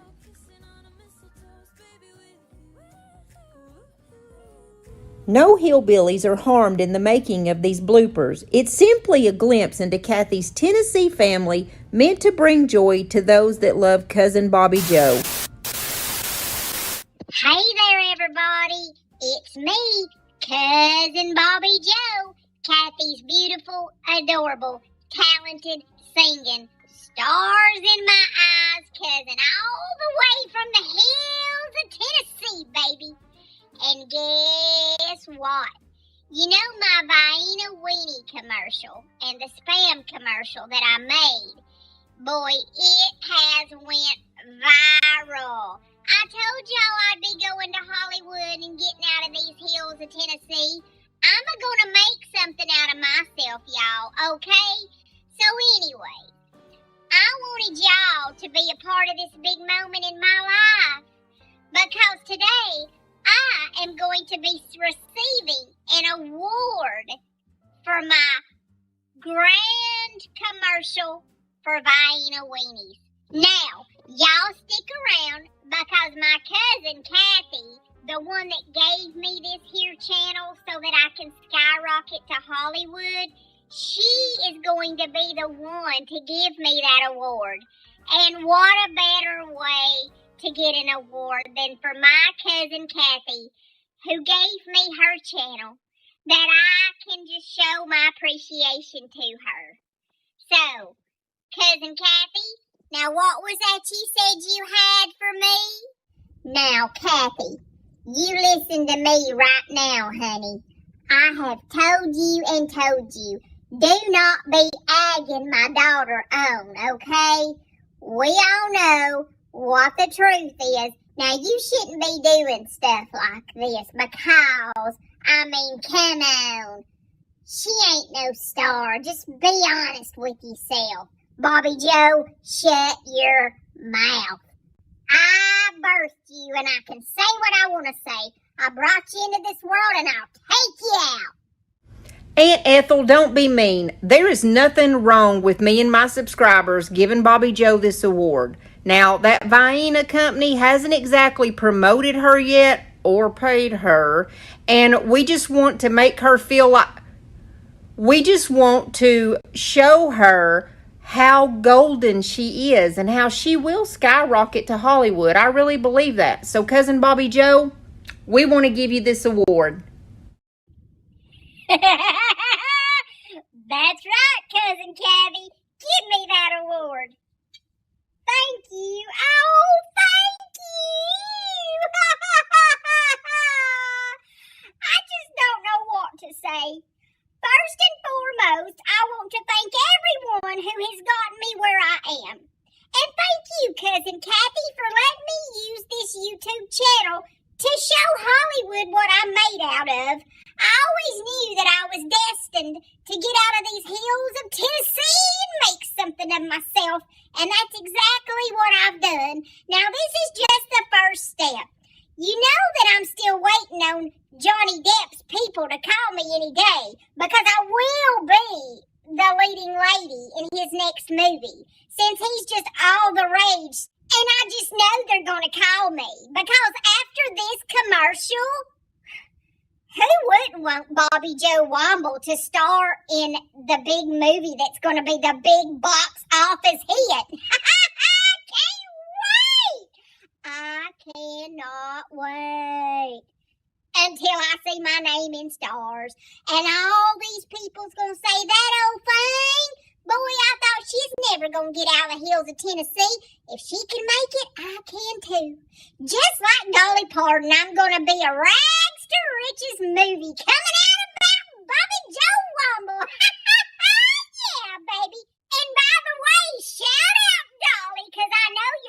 Listen, baby, I know all of America saw my Buy a Weenie commercial, and I know that you watched it, and I know that you said, look at that girl. She come from Tennessee just like I did. I bet she has a coat that was made by her mama from all different rags, and now she's gonna hit the big time. And you're right, Dolly. I do have a cousin that found a coat that looked like that at Goodwill. Nobody took the time to sew it for me, but you know what? It's still the same kind of story. Yeah, Dolly. And I want y'all to know that even though I did the commercial for buying a weenies, I still consume them. Now listen, like I said in the commercial, if you don't have time to run over a possum on your own, and so you ain't got no possum stew at home, the next alternative is to get you some buying a weenies. I didn't just do it for the money. Well, I actually didn't get paid because they said that, well, we'll just talk about that later, but I didn't get paid yet. But it's gonna blow up. I'm so excited. And I'm so glad that all you kind folk are here to see me receive this award. And we will put it on the Walk of Fame. This is the stupidest bunch of mess I have ever seen in my life. I don't know why that Kathy would egg her own like that and get her hopes up. My Bobby Joe's always been a special little girl. But you know what? She ain't no star. And she ain't coming out of the hills of Tennessee, baby. She's married to that stupid old Buford. And I just told her not to get married because it will ruin her career. But anyways, my goodness, I'd rather break my arm than talk about anybody in any kind of negative way. But you know what? Our cousin Kathy, you just gotta watch out for her because she tries to give people dreams and hopes that I feel are just, I don't know. I don't know about her. I don't know about her. So anyways, I'm glad that my cousin Bobby Joe got her grand award and that all you guys were a part of it and got to see it. We will stay tuned to see how my cousin Bobby Joe makes it to California one day and to the big time. I love you guys and I will see you very soon. God bless you and your families. Hey there. My name is Crafty Kathy, and I am so happy and thankful that you came to spend your time to craft with me today. Let's jump on in. Sabby is introducing our first DIY of the day. In today's video, I'm going to show you some super easy DIYs that I make for just a couple of dollars. I think I might have about $2 in this first one, but the rest of them, I got supplies at one of those Amazon bin stores, and we're going to talk about that in just a minute. But first, I wanted to make a simple riser. I have this piece of scrap board, and it's 1.5 inches thick, and it's 1 foot long. And now I did get these feet from Hobby Lobby, and they were half off of $3.49, so that's like $1.75, and that's literally all I'm going to have in this very first craft. All I did was take this scrap piece of board outside and I sanded it down pretty good. I just eyeballed where I wanted the feet at, one in each corner. I put a little E6000 on each one and I put it down where I want it. I flipped it over and placed heavy objects on the riser and just left it alone overnight so that it would harden. The next morning when I came out, my riser was perfect and ready to go. So I put a little bit of antique Waverly wax in a little container. And I just added some water from my little water mister to make a stain. I added on my stain with a paintbrush. Just very sloppily just added it on there, and I didn't add a whole lot. And I went right behind it with the baby wipe to kind of wipe off the excess and feather out that color to get it the way that I wanted it. Can you believe that we were going to throw this piece away? It was in the burn pile. It was just an old junk piece of wood. And look what a beautiful piece of decor it's turning out to be. Another place that comes to mind where you can get free wood is places where they're building homes. They'll just give you their scraps.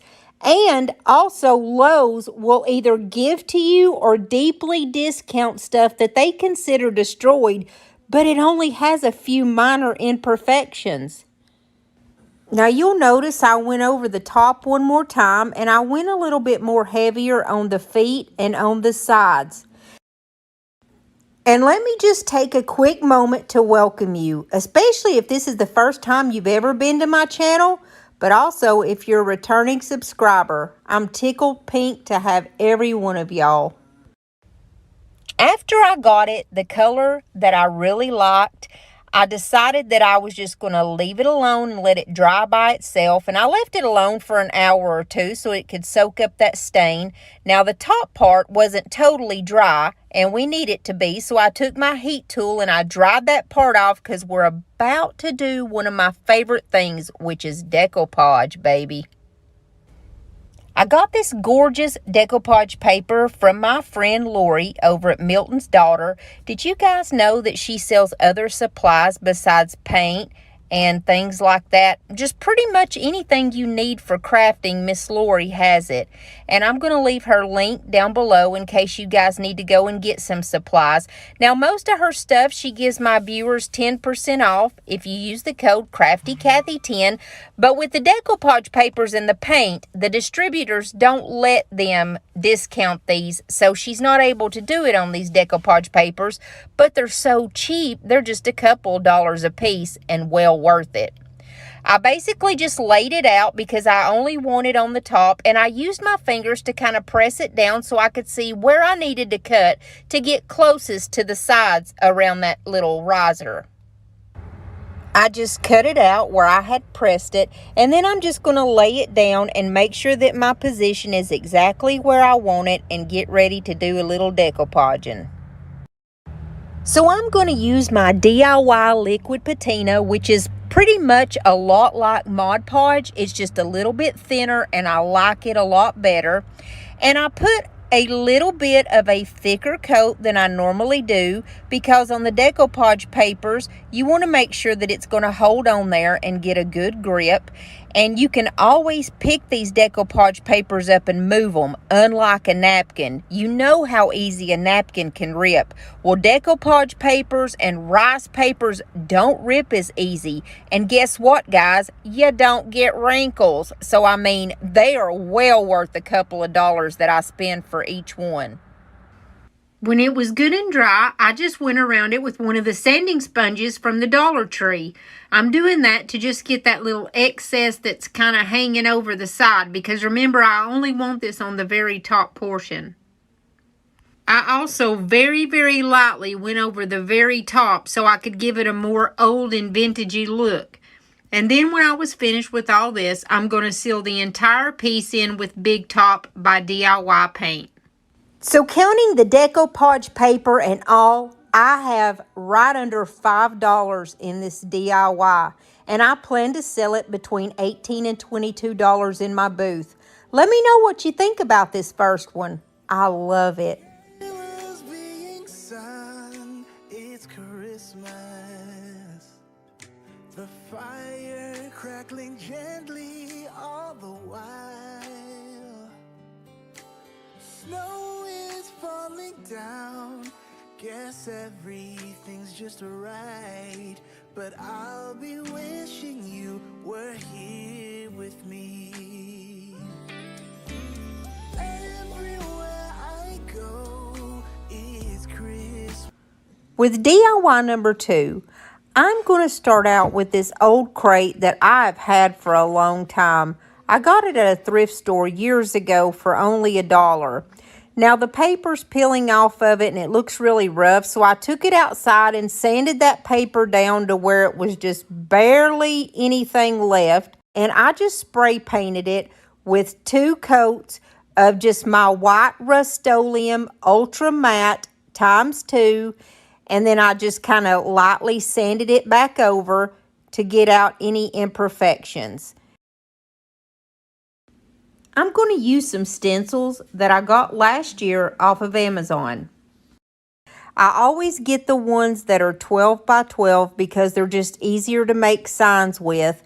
And here's the one that I picked to go on this crate. It says Fresh Cut Christmas Trees, Holiday Greens, Cut and Carry, Pine, Spruce, and Fir. Now, I don't think I used this one at all last year because it still looked brand new.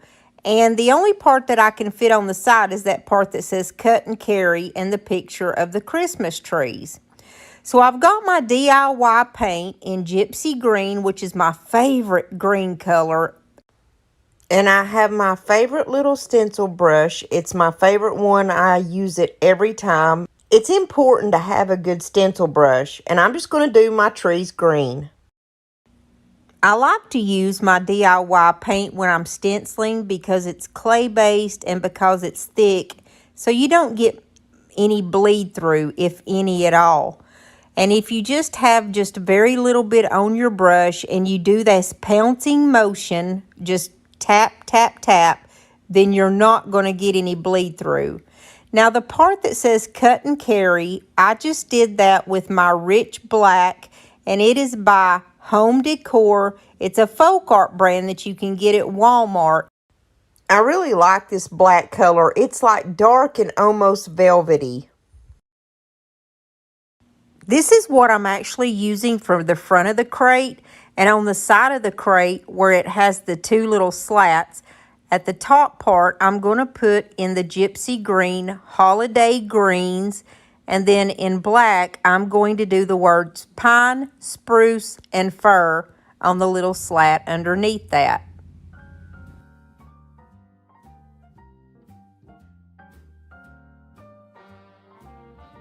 I went to one of those Amazon bin stores this past week, and I got there on their dollar day.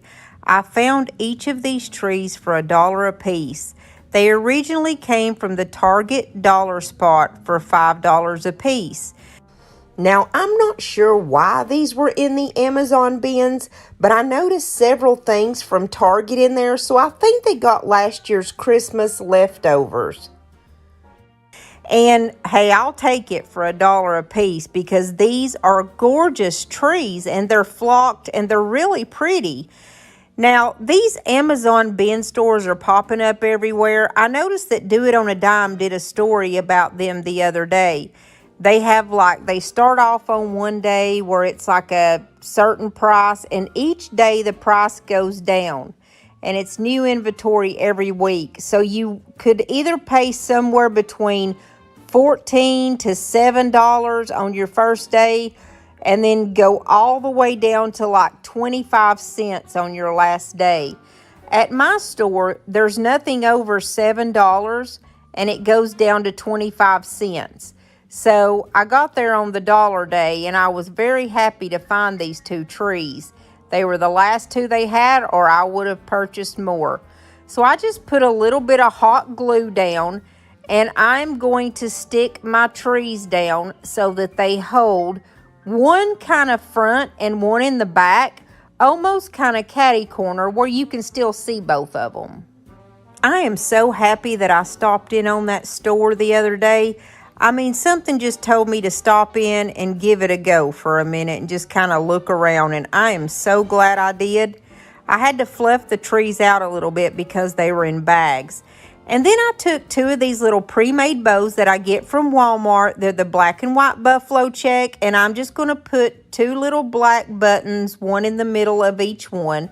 And I'm just simply going to use the back of these. It's like a bread tie, and I'm just going to tie it around the very top of the tree and twist it 1 or 2 times, and then cut off the remainder with my pliers.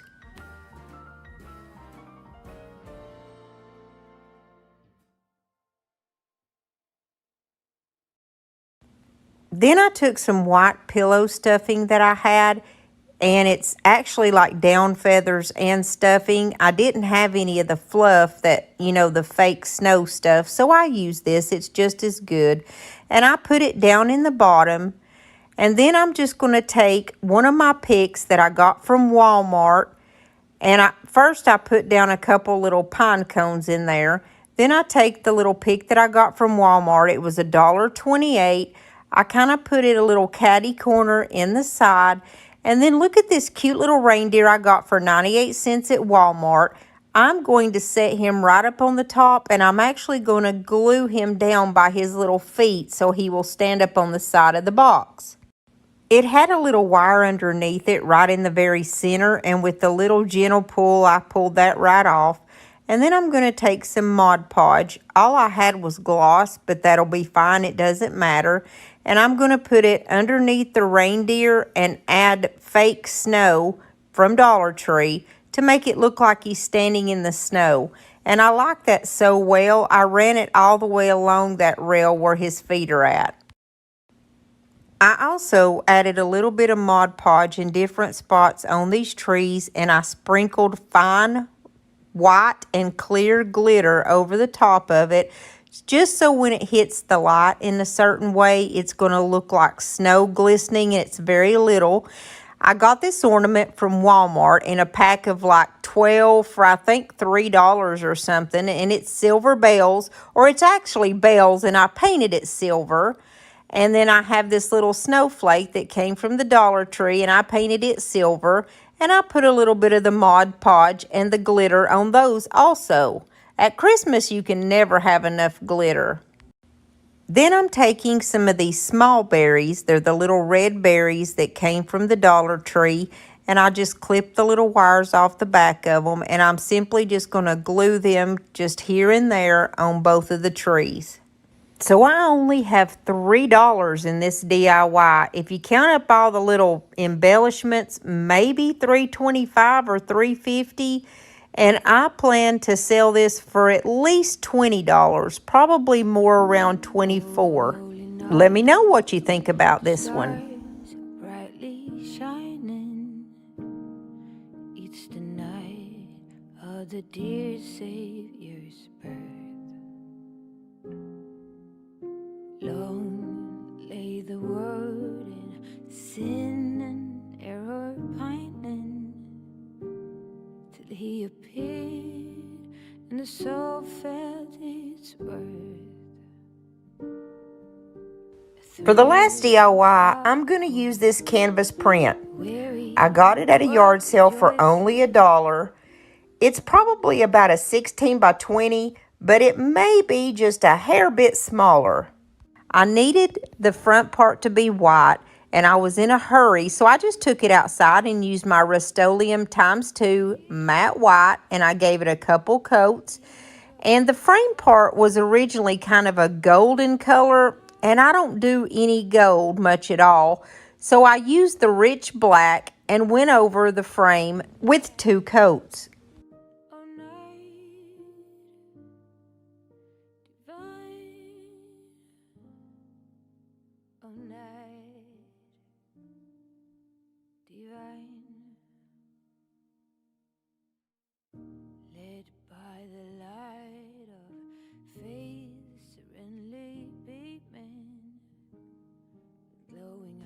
I'm going to use those same Christmas stencils that I was telling you that I had from last year. This one says Jingle all the way. And for the word Jingle, I'm going to go over the top of the frame, and I'm going to use my Imperial Red by Home Decor. And here I'm just using one of my extra little stencil brushes. And just in case you want to know which ones of these stencils that I have, I've got them in my Amazon store under stencils. Then down the left-hand side of the canvas, I'm going to do the words all the way in that rich black color, and I'm using that same stencil brush. At the Amazon bin store, I found this deer head.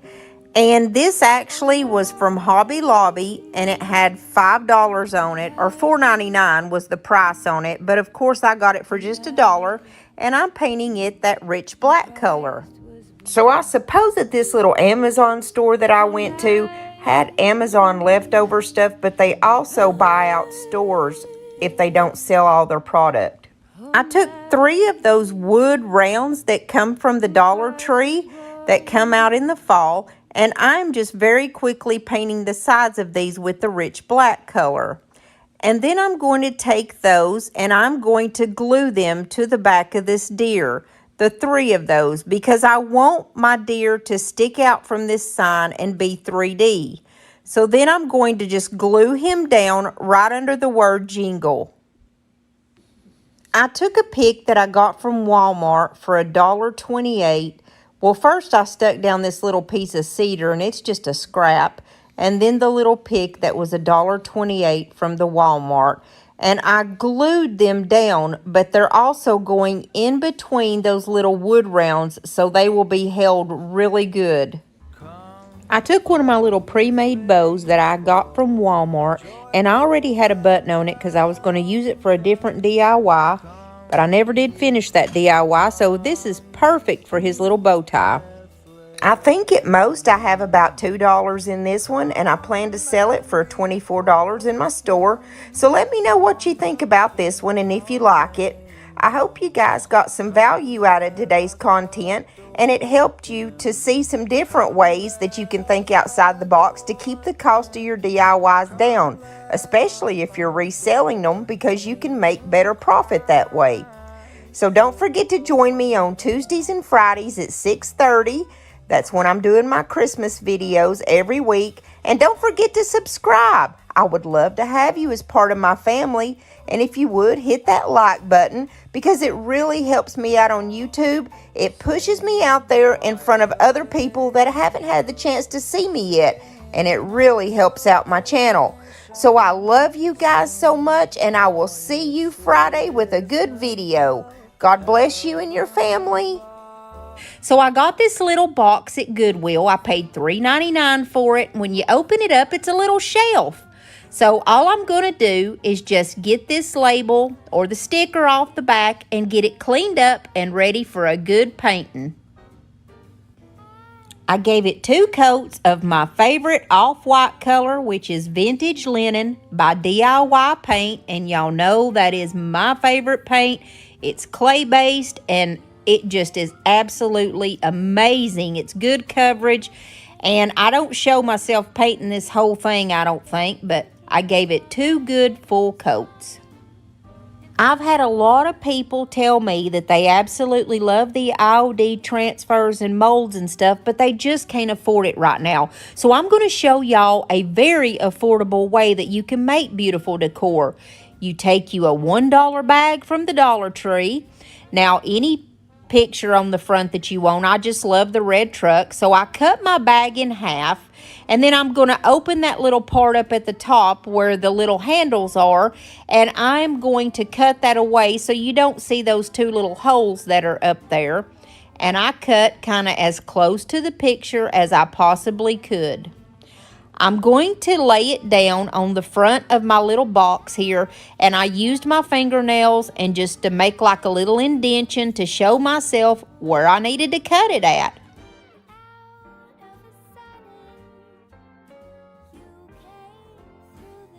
Now I took my little rotary cutters and my little mat, and I can see perfectly right there where to cut it at, and it makes a great straight line. You can use scissors or whatever. Lay it down on there, and I'm going to use the DIY liquid patina. It's kind of like Mod Podge. It's a little bit thinner, and I actually like it better. But use Mod Podge, Elmer's glue, whatever you have. The bag will stick. So you just put down your liquid patina, and you see the top up there did try to curl up on me in some little spots, but I just kind of held it down until it dried enough to grab a hold. And then after it was totally dry underneath, I sealed it with another layer of the liquid patina.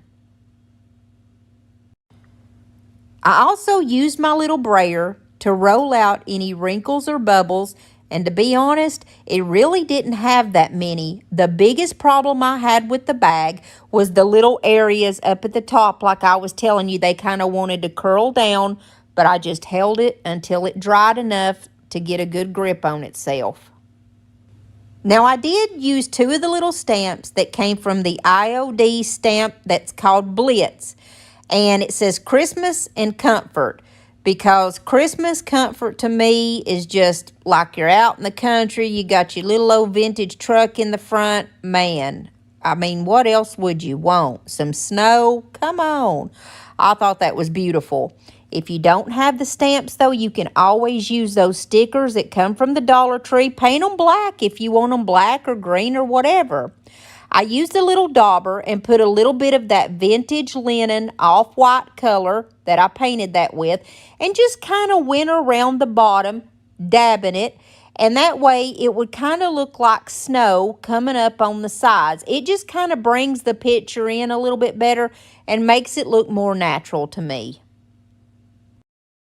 And since I already had my black archival ink out, I just put a little bit of it on the end of a paintbrush because I wanted this little knob to be black. I wanted it to have a little bit of a different color, you know, than the rest of it so that it would kind of stick out some. So I literally painted that with this black permanent ink. Any areas of the paint that I get a little bit too thick or what have you, I just go around it with a little bit of a sanding sponge and it comes right off. Plus, I wanted it to be sanded down anyway. I'm going to take this color called Rich Black. It's a chalk paint by Home Decor Folk Art. And I just lightly dry brushed and rubbed across the top and all around the inside just to kind of give it a distressed look. And I like the way that the black looks with that. And I like the way that this looks so well. I just went around the whole box and distressed it in that same way. And I just now realized I have one of those little pre-made bows up at the top on the left side. Now, I got these at Walmart. They were like $5 for, I think, 24 of them. And at Christmas time, I like to get little pre-made ribbons that's already made. All I have to do is clip off the back, which is like bread ties, clip it off, and pop it on with a little hot glue. It's easy and quick, and it's nice to be able to cut corners sometimes when you can. And of course, I put a button in the middle of that bow. Let me know what you think about this first one. Everyone knows that Christmas should be white. Bing Crosby got that right. Oh, but I'm in Copacabana, tanning up for Santa. But I'm getting on a plane, a boat, or a train. I'm setting a new course, bearing straight due north. Santa, hold on. Now for DIY number 2, I am going to use some of the IOD molds. I've got the one that's got the reindeer on it and the little bells. And I've also got the one that's got all the different snowflakes on it. And I like to use the DIYS clay. I get it off of Amazon. It is in my Amazon store. To me, it's really easy to use. It's buttery soft, and it's a good price. And so you see how easy these molds are. They have like a little lip over the sides of them. So when you push that clay down, it just basically makes it's so easy. And I'm not going to show you the whole process of me doing this, but all I do is just put a little bit of cornstarch down first because it helps it to not stick. Then I put my clay in the little molds, and then I pop it in the freezer for about 15 minutes, and it just hardens it up enough to where it will pop right out of these things when you're done. And I've got these little hanging boxes. I got these from Southeastern Salvage. I don't know if you guys have one in your area. They have like household supplies, building supplies and stuff really cheap. They were $4 a piece, and then I got a bigger one for $6. I'm going to use my vintage linen, which is the off-white color. And I'm also going to use gypsy green, my favorite green color. And I'm going to use this black again from the Folk Art Home Decor. All I'm going to do with the black is just go around on mainly the edges and the sides, like where I would want black to be showing through the paint, and just kind of paint it just really haphazardly and just kind of throwing it on there. And I'm also going to take a little bit of wax. You can just use an old cheap candle. It doesn't matter. And I also go over those areas where I did black. That way that paint is not going to be apt to sticking over that black part right there. And it's going to come right off and show through and distress the way I wanted to. Now I painted one of my boxes the vintage linen color. And the other one I'm going to paint that beautiful gypsy green color. And also, when I painted these, I really didn't give them like an all-over color. I guess the best way I could describe what I'm doing here is like a very heavy-handed distressing. Because you know when you do like a dry brushing and you do just very, very little? Well, I did that, but I did it kind of heavy, where only a little bit of that wood would be peeping through. And a little bit of the black is even peeping through in some areas. And all this is going to do is just kind of save me a step and making the distressing not so much to have to do. And after I had my molds in the freezer for 15 minutes, I just wanted to show y'all how easy these were to pop out and how much detail these things have on them. I guess that's why I love IOD so much, is because I know I'm never going to be disappointed. It's got so much detail and it's so beautiful. But these just turned out absolutely gorgeous. And when I'm doing my molds, I just go ahead and fill that whole tray up. Even if I'm just going to use like the reindeer off of it or whatever, I go ahead and fill it all up because I can always use the rest of it at a later time. And I don't have to fool with making it, you know. So I go around with this little Cricut tool. You can use a credit card or anything. And I'm just kind of scratching the areas or kind of rubbing over the areas where I put that black. Mostly just around the edges, and so that black will peep out even more. Then I take all of my little molds and I went ahead and painted them. I like to use either like the antique wax color on the deer, or sometimes I use truffle. It just depends really on what mood I'm in. And I absolutely love this gold color, and it's made by Folk Art, and it's called Metallics, and it's a gold color, and it's really pretty to use at Christmas. It kind of gives everything a little bit of a sparkle. I went over my deer with just a little bit of the color Mineral, and I just dry brushed that on there. And dry brushing just means when like your brush is literally just barely has a little bit of paint on it, you are dry brushing it on there. I'm going to use my Type Bond Quick and Thick. It's a wood glue, but it really helps these molds stick excellent.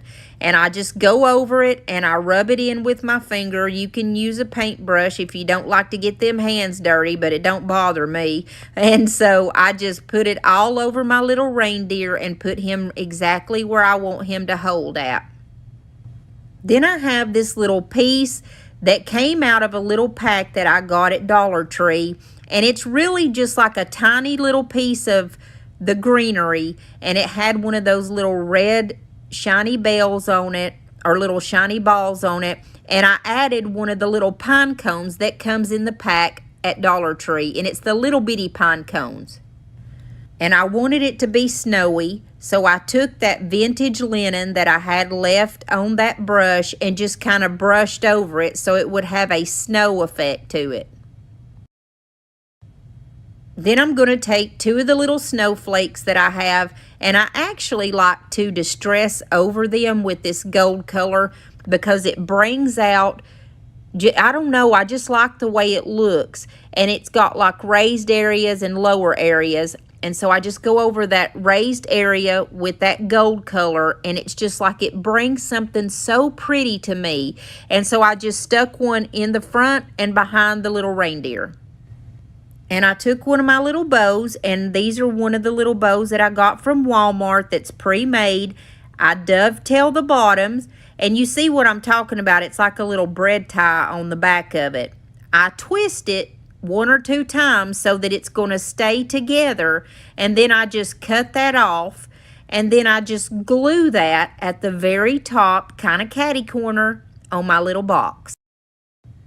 And if y'all know me, you know that I'm a button girl, that's my little finishing touch that I love to add to my DIYs, especially if there's a vintage theme. There's just something vintage to buttons to me. And I just put one right behind that pine cone, almost like it was standing up. Then I added a green button up there to my bow. Then I moved on to the next box because I still wasn't 100% sure what I wanted to do to finish that one. So I took one of these little wood pieces from the Dollar Tree that says Season's Greetings, and I just know I'm going to be using a lot of these this Christmas because I absolutely love the little wood pieces from the Dollar Tree. They're a good price and they're easy to pop on a DIY. I just gave it a good color of crimson, and then that is the Waverly Crimson. And then I'm going to stick it right in the front. I'm going to add 2 little buttons, and I got these buttons at Hobby Lobby. They're red and white striped, and I thought they were so adorable. Now I'm going to take these little gingerbread, and I got these from the Dollar Tree, and I'm going to use Dixie Belle's Voodoo Wax. It's the exact same thing as the antique wax. It might even be just a little bit darker, but I wiped a little bit of it on there with the paintbrush and then wiped it off. Then I took this little craft pen. It's white and it come from the Dollar Tree, and I just made a little squiggle across his forehead and on his little arms and legs to make it look like icing is on him. And then I go around the gingerbread and make like a dot and a line, like he sewed all the way around him. Then I took one of my Sharpies, and it's the little pointy end Sharpie, and I gave him some eyes, and they're just basically round dots. I also drew a little smiley face on there. Then I went back in with that white pen again, and I gave him little white dots on his eyes, and also to make little cheeks and 3 little buttons down the center part of him. And I'm going to put 2 of these little gingerbreads, one on each side of this sign that says Season's Greetings. Now I have a total of 6 gingerbread, and I went ahead and did all of those the same way with that brown gel stain.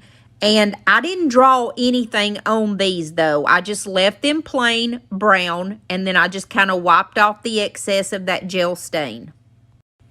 Then I'm simply just going to take my hot glue gun and put 3 on each side of this. And I did them in catty corner ways so they're not just straight up and down. I thought that was cute and kind of gave it a little added touch. They look like they're running like the gingerbread man does.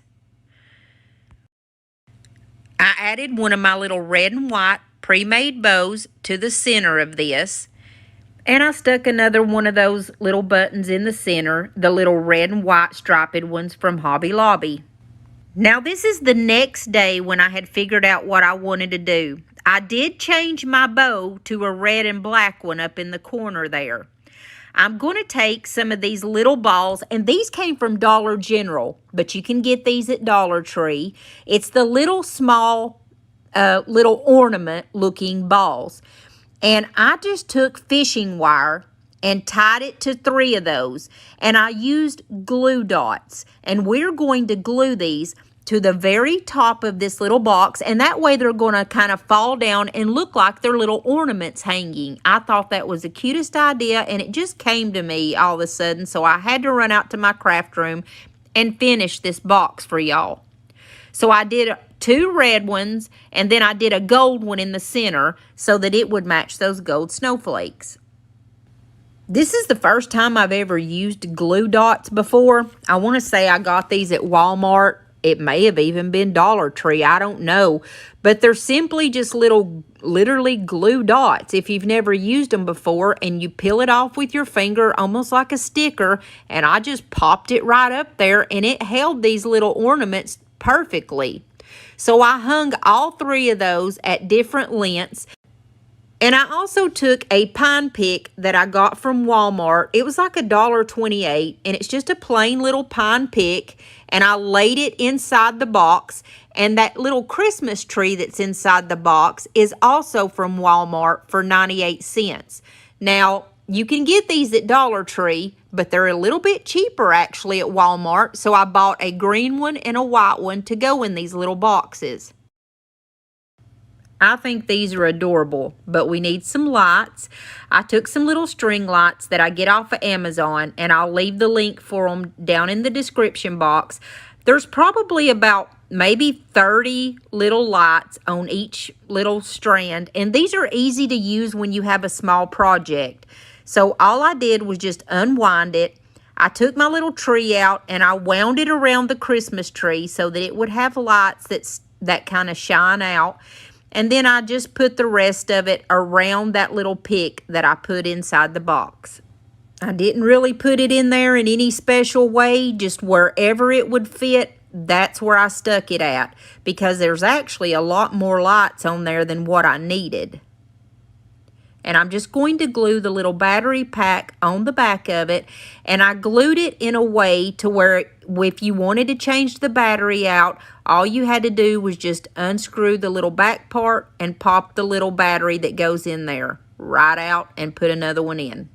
Now that's always important to me because you know I sell these in my booth, so I want to make sure that people can change the lights out if they need to. Now let me know what you think about these. I think they're precious. The feeling is here today. Come on now, let's go. Caroling through the snow all day. We've been good, but we can last. Hurry Christmas, hurry now.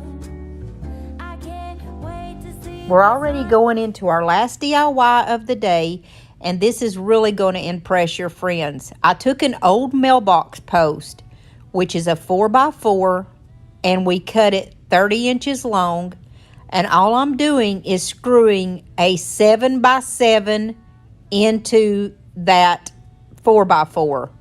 The 4x4 is the tall one, and the 7x7 is that square block on the top, and I'll put all these measurements in the description box. Now I have a 10x10 square on the very top here, and it's also 1.5 inches thick, and I had put 4 screws in it, and I had to back them out because I didn't get them totally straight, so I'm just going to screw these 4 back in there. The screws that I used are 2 inches long. And so what I'm doing essentially is making this one whole piece. This bigger one is actually going to be the bottom. And then it's going to be 10x10 on the bottom, then a 7x7, and then that post. Now on the very top here, this one is a 6x6. And it's only 1 inch thick. And we're just going to put 1 screw into it to hold it down. Now here I am inside my craft room, and we're going to paint this. I'm going to use rich black, and I'm just going to do like I did on the boxes. I'm going to hit the edges, and I'm just basically kind of doing a heavy dry brushing. I hit the edges or anywhere where I might want a little bit of black to show through. And if it makes it any easier, you can see the very bottom of that. That is the 10x10, and then that second layer is the 7x7 down there that I'm painting now. And then that's the post on top of it, the mailbox post, and that was the 4x4, and then on that very, very top was the 6x6. I'm actually going to put a topper on all this to make it look like a little mailbox or like a little sign, and I will glue the top part on though. So anyways, I just wanted to show y'all. I didn't show myself cutting it, and I'm sorry that I didn't do that, but I mean, cutting wood is cutting wood. I just wanted you to have the measurements, and I wanted you to see here how sloppily I'm putting this black on. Literally, I'm just putting it on all the edges and corners.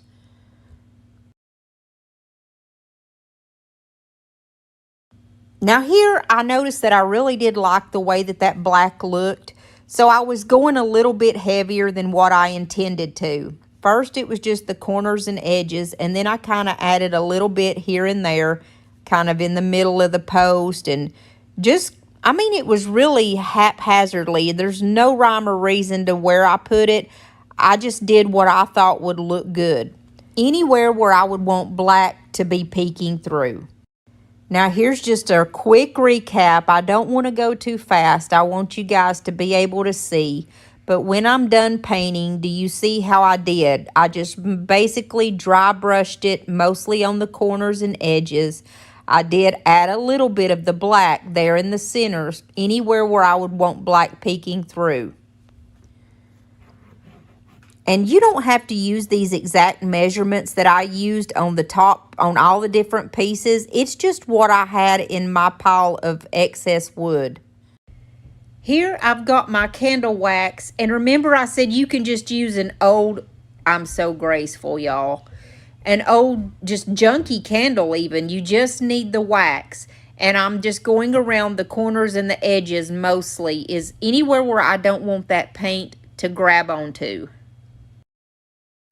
In case you're wondering, the reason why I kept turning around and talking to the camera is because I was going to talk during this part, but this little episode here of me waxing this went on for like 20 minutes, so I just sped it up a little bit.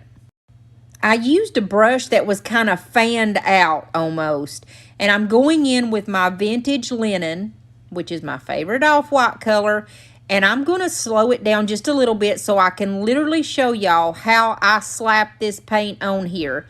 I do like a very thorough dry brushing. Oh, holy night, the stars are brightly shining. And I'm going to bring the camera in just a little bit closer so you can get a better view up close of what I'm doing here. I think you'll be able to see it a little bit better and actually see what that wood looks like up close. But as always, paint it the way that you want to paint it. I just really like the way that this looks because to me, it looks like an old mailbox post that's been out in the weather. And at one time, it was beautiful and white and pristine. But over time, it's just kind of, you know, weathered down to this look.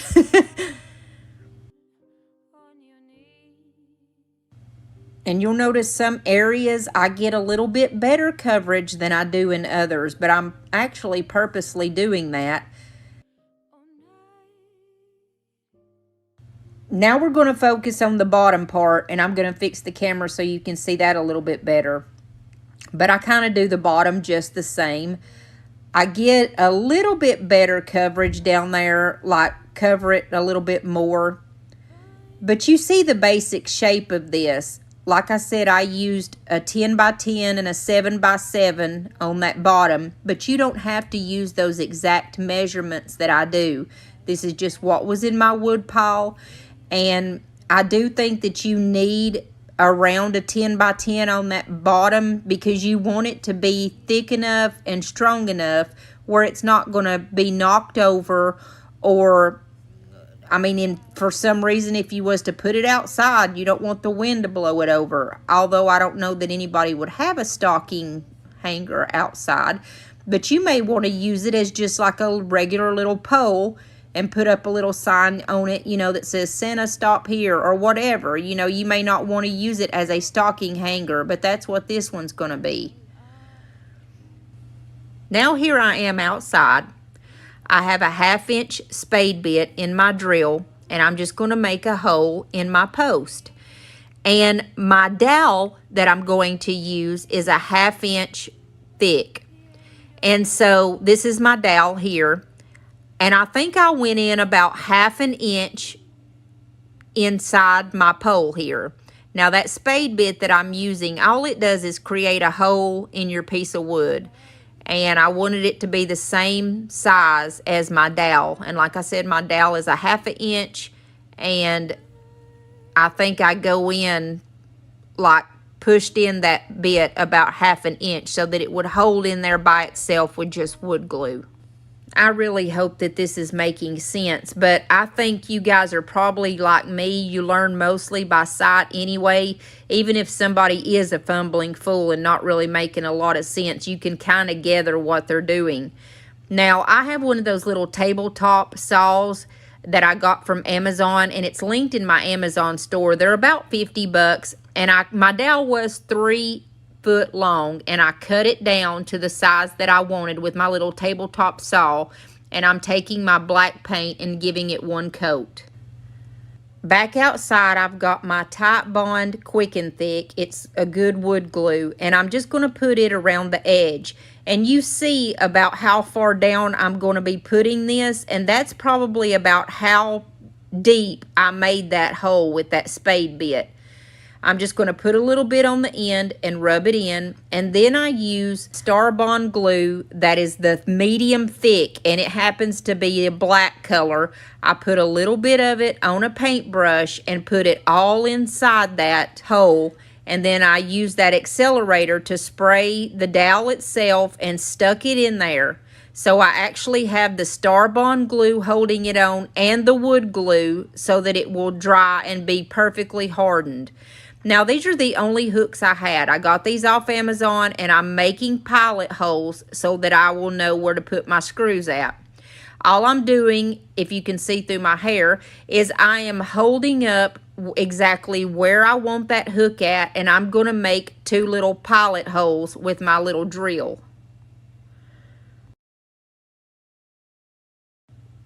Now, I did this all around this little pole on 3 sides. The side where the dowel is going to be sticking out, you could put a stocking underneath it if you wanted to, but I didn't. So mine is going to hold 3 stockings. So in other words, I put the 3 little holes for the hooks all the way around except for where the dowel is. After I made my pilot holes, I just hold my little hook up with the screws, and then I'm actually going to screw it in this time. And it holds 2 screws for each little hook. And before I forget to mention, the inspiration for this piece came from LF Rustics off of TikTok. Ta-da, ta-da, I even embarrass myself ta-da. sometimes. So I have this Merry Christmas that came from Hobby Lobby. It was normally $4, but it was half off, so it was only $2. I wanted to do this instead of the traditional way that I've seen other people. They make like an actual little wood sign that says Santa stop here or whatever. I could have done that, but I didn't want to fool with the Cricut, to be honest with you, or anything else. I thought this will be easy, this will be simple, and it will be pretty. So I just cut all of my jute twine off of this, and we're going to paint it really good with that rich black. And I certainly had enough wood where I could have made all that. But like I said, I've had a rough week, guys. My daughter's been sick. I've been sick. Just common allergies and cold and that kind of thing. Nothing, you know, crazy or anything. And it's been just a busy, crazy week. So I kind of wanted this to be as short and sweet as I could get it, but get to the point where y'all could see how to make these because they are so beautiful. I am back outside again, and I'm going to show y'all how to hang this. I just used this cord that I get at Walmart, and it's called hemp cord, and it's black because I thought that would look good instead of just using jute. You can use jute, but I thought that this black looked really good, and it went with the color that I did the Merry Christmas. And so if I move my arm, there we go, you can actually see I just tied it around the M and the Y in the word Merry, and then just tied a couple of knots in the top to hold the little sign up. Then after I tied it, I kind of slid it over so it would be exactly where I wanted it to be. I didn't want it sticking out too far from the end of that dowel. I had these 2 pine picks that came from Walmart, and I think they're only like $1.28 a piece. My plan was to put these, like butt them up, just like that, and I'm going to take tie wraps and wrap them together. So after I butted them up, I took my first tie wrap and put it kind of in the middle of both of them because I thought that would give it the most stability. and then I added the other one, and then I just cut off the little excess there that you don't need after you tie your tie wrap. And this bow that I have is a bow that I had already made, and it is just a messy bow, and it is literally 3 pieces of ribbon made in a crisscross. That's all it is. I have the red and black buffalo check, and then a brown and white one, and the Merry Christmas in the front, the smaller one, and then of course my button in the middle. Now, like I said, I just made an X with each of those to make a very simple messy bow. And I'm just hot gluing that onto my bow, or onto my picks, so it will be one solid piece to put over the words Merry Christmas. I'm going to be selling this stocking holder more than likely, so I wanted it to stick on there and not come off. So I used some more of that Star Bond medium thick glue, that's the black. I just kind of brushed it on the back and then used some of that accelerator on the dowel itself. And I also used a little bit of hot glue and held it on there until it was stuck.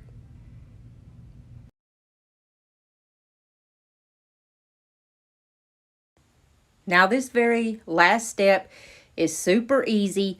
You can take anything you can find or don't have to use anything at all. But I found a piece of a chair leg. That's all this is. I cut it off and I wanted it to be on the very top to look like a post.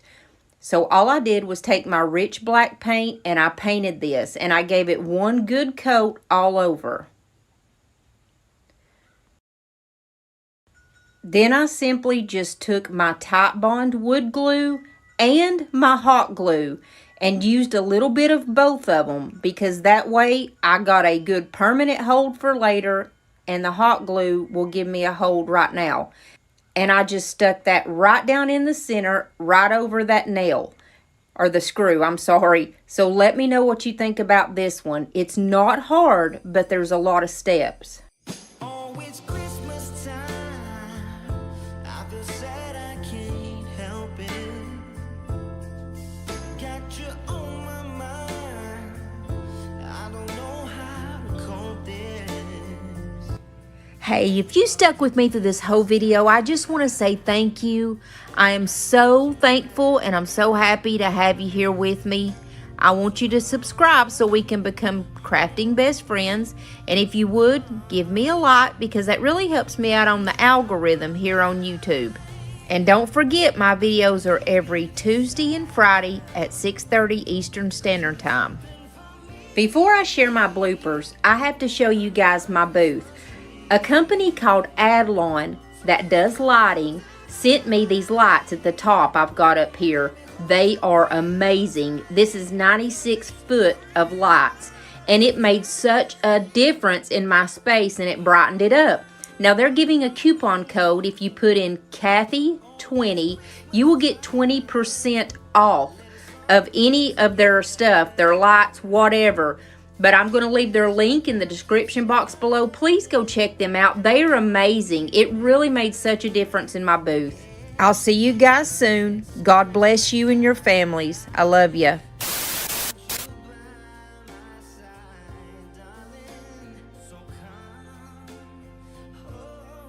Am I on? Am I on? Okay. Whenever I come down out of the mountains, my mama always told me to try buying a weenie. Oh, okay, I got it backwards. Okay, like that. Okay, I got it now. These are better than possum meat, and they go a really long way if you don't have time to run over a possum on your own. So, I suggest that you try these good old Vienna wieners. Oh, weenies? Okay, Vienna weenies. I always called them Vienna wieners. Is my commercial over? Huh? I'm not saying oh. Really? Okay. Take 2 on Armor Vienna weenies. Even though it says sausage, it's Vienna.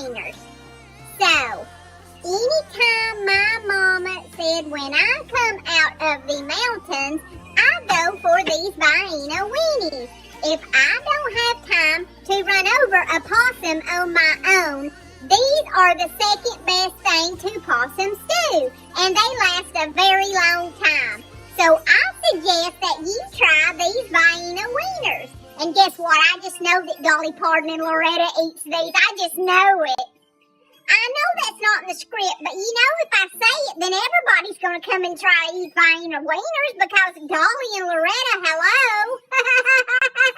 Shout out Dolly and Loretta. You know I love you girls, and I know yous are all watching. I'm ahead to Hollywood. Well, I just wanted to come on here and let all of y'all know that the great Loretti has passed away. I have been crying my eyes out, y'all. You know I love Loretti, and I'm always doing shout-outs to her. And Kathy's even named her chicken Loretta after her. You know we love her. I mean, there is no better story than a poor old girl out of the mountains that made it big and went to Hollywood. I mean, how do y'all think that I got my ideas? I wasn't born this smart. I mean, I probably was, but the first time when I seen Coal Miner's Daughter, I said, that's me. That's gonna be me. I'm gonna do that too. But you know what? I will get there someday. But right now, I just keep trucking along. And I know that the great Loretti is singing in the Angels Choir. And I just wanted to say, rest in peace, Loretta. We love you until we see you again. And I just wanted y'all to hear it straight from me. Because y'all know I'm her biggest fan and all. So, anyways, we love yous and we'll be seeing yous real soon. Bye.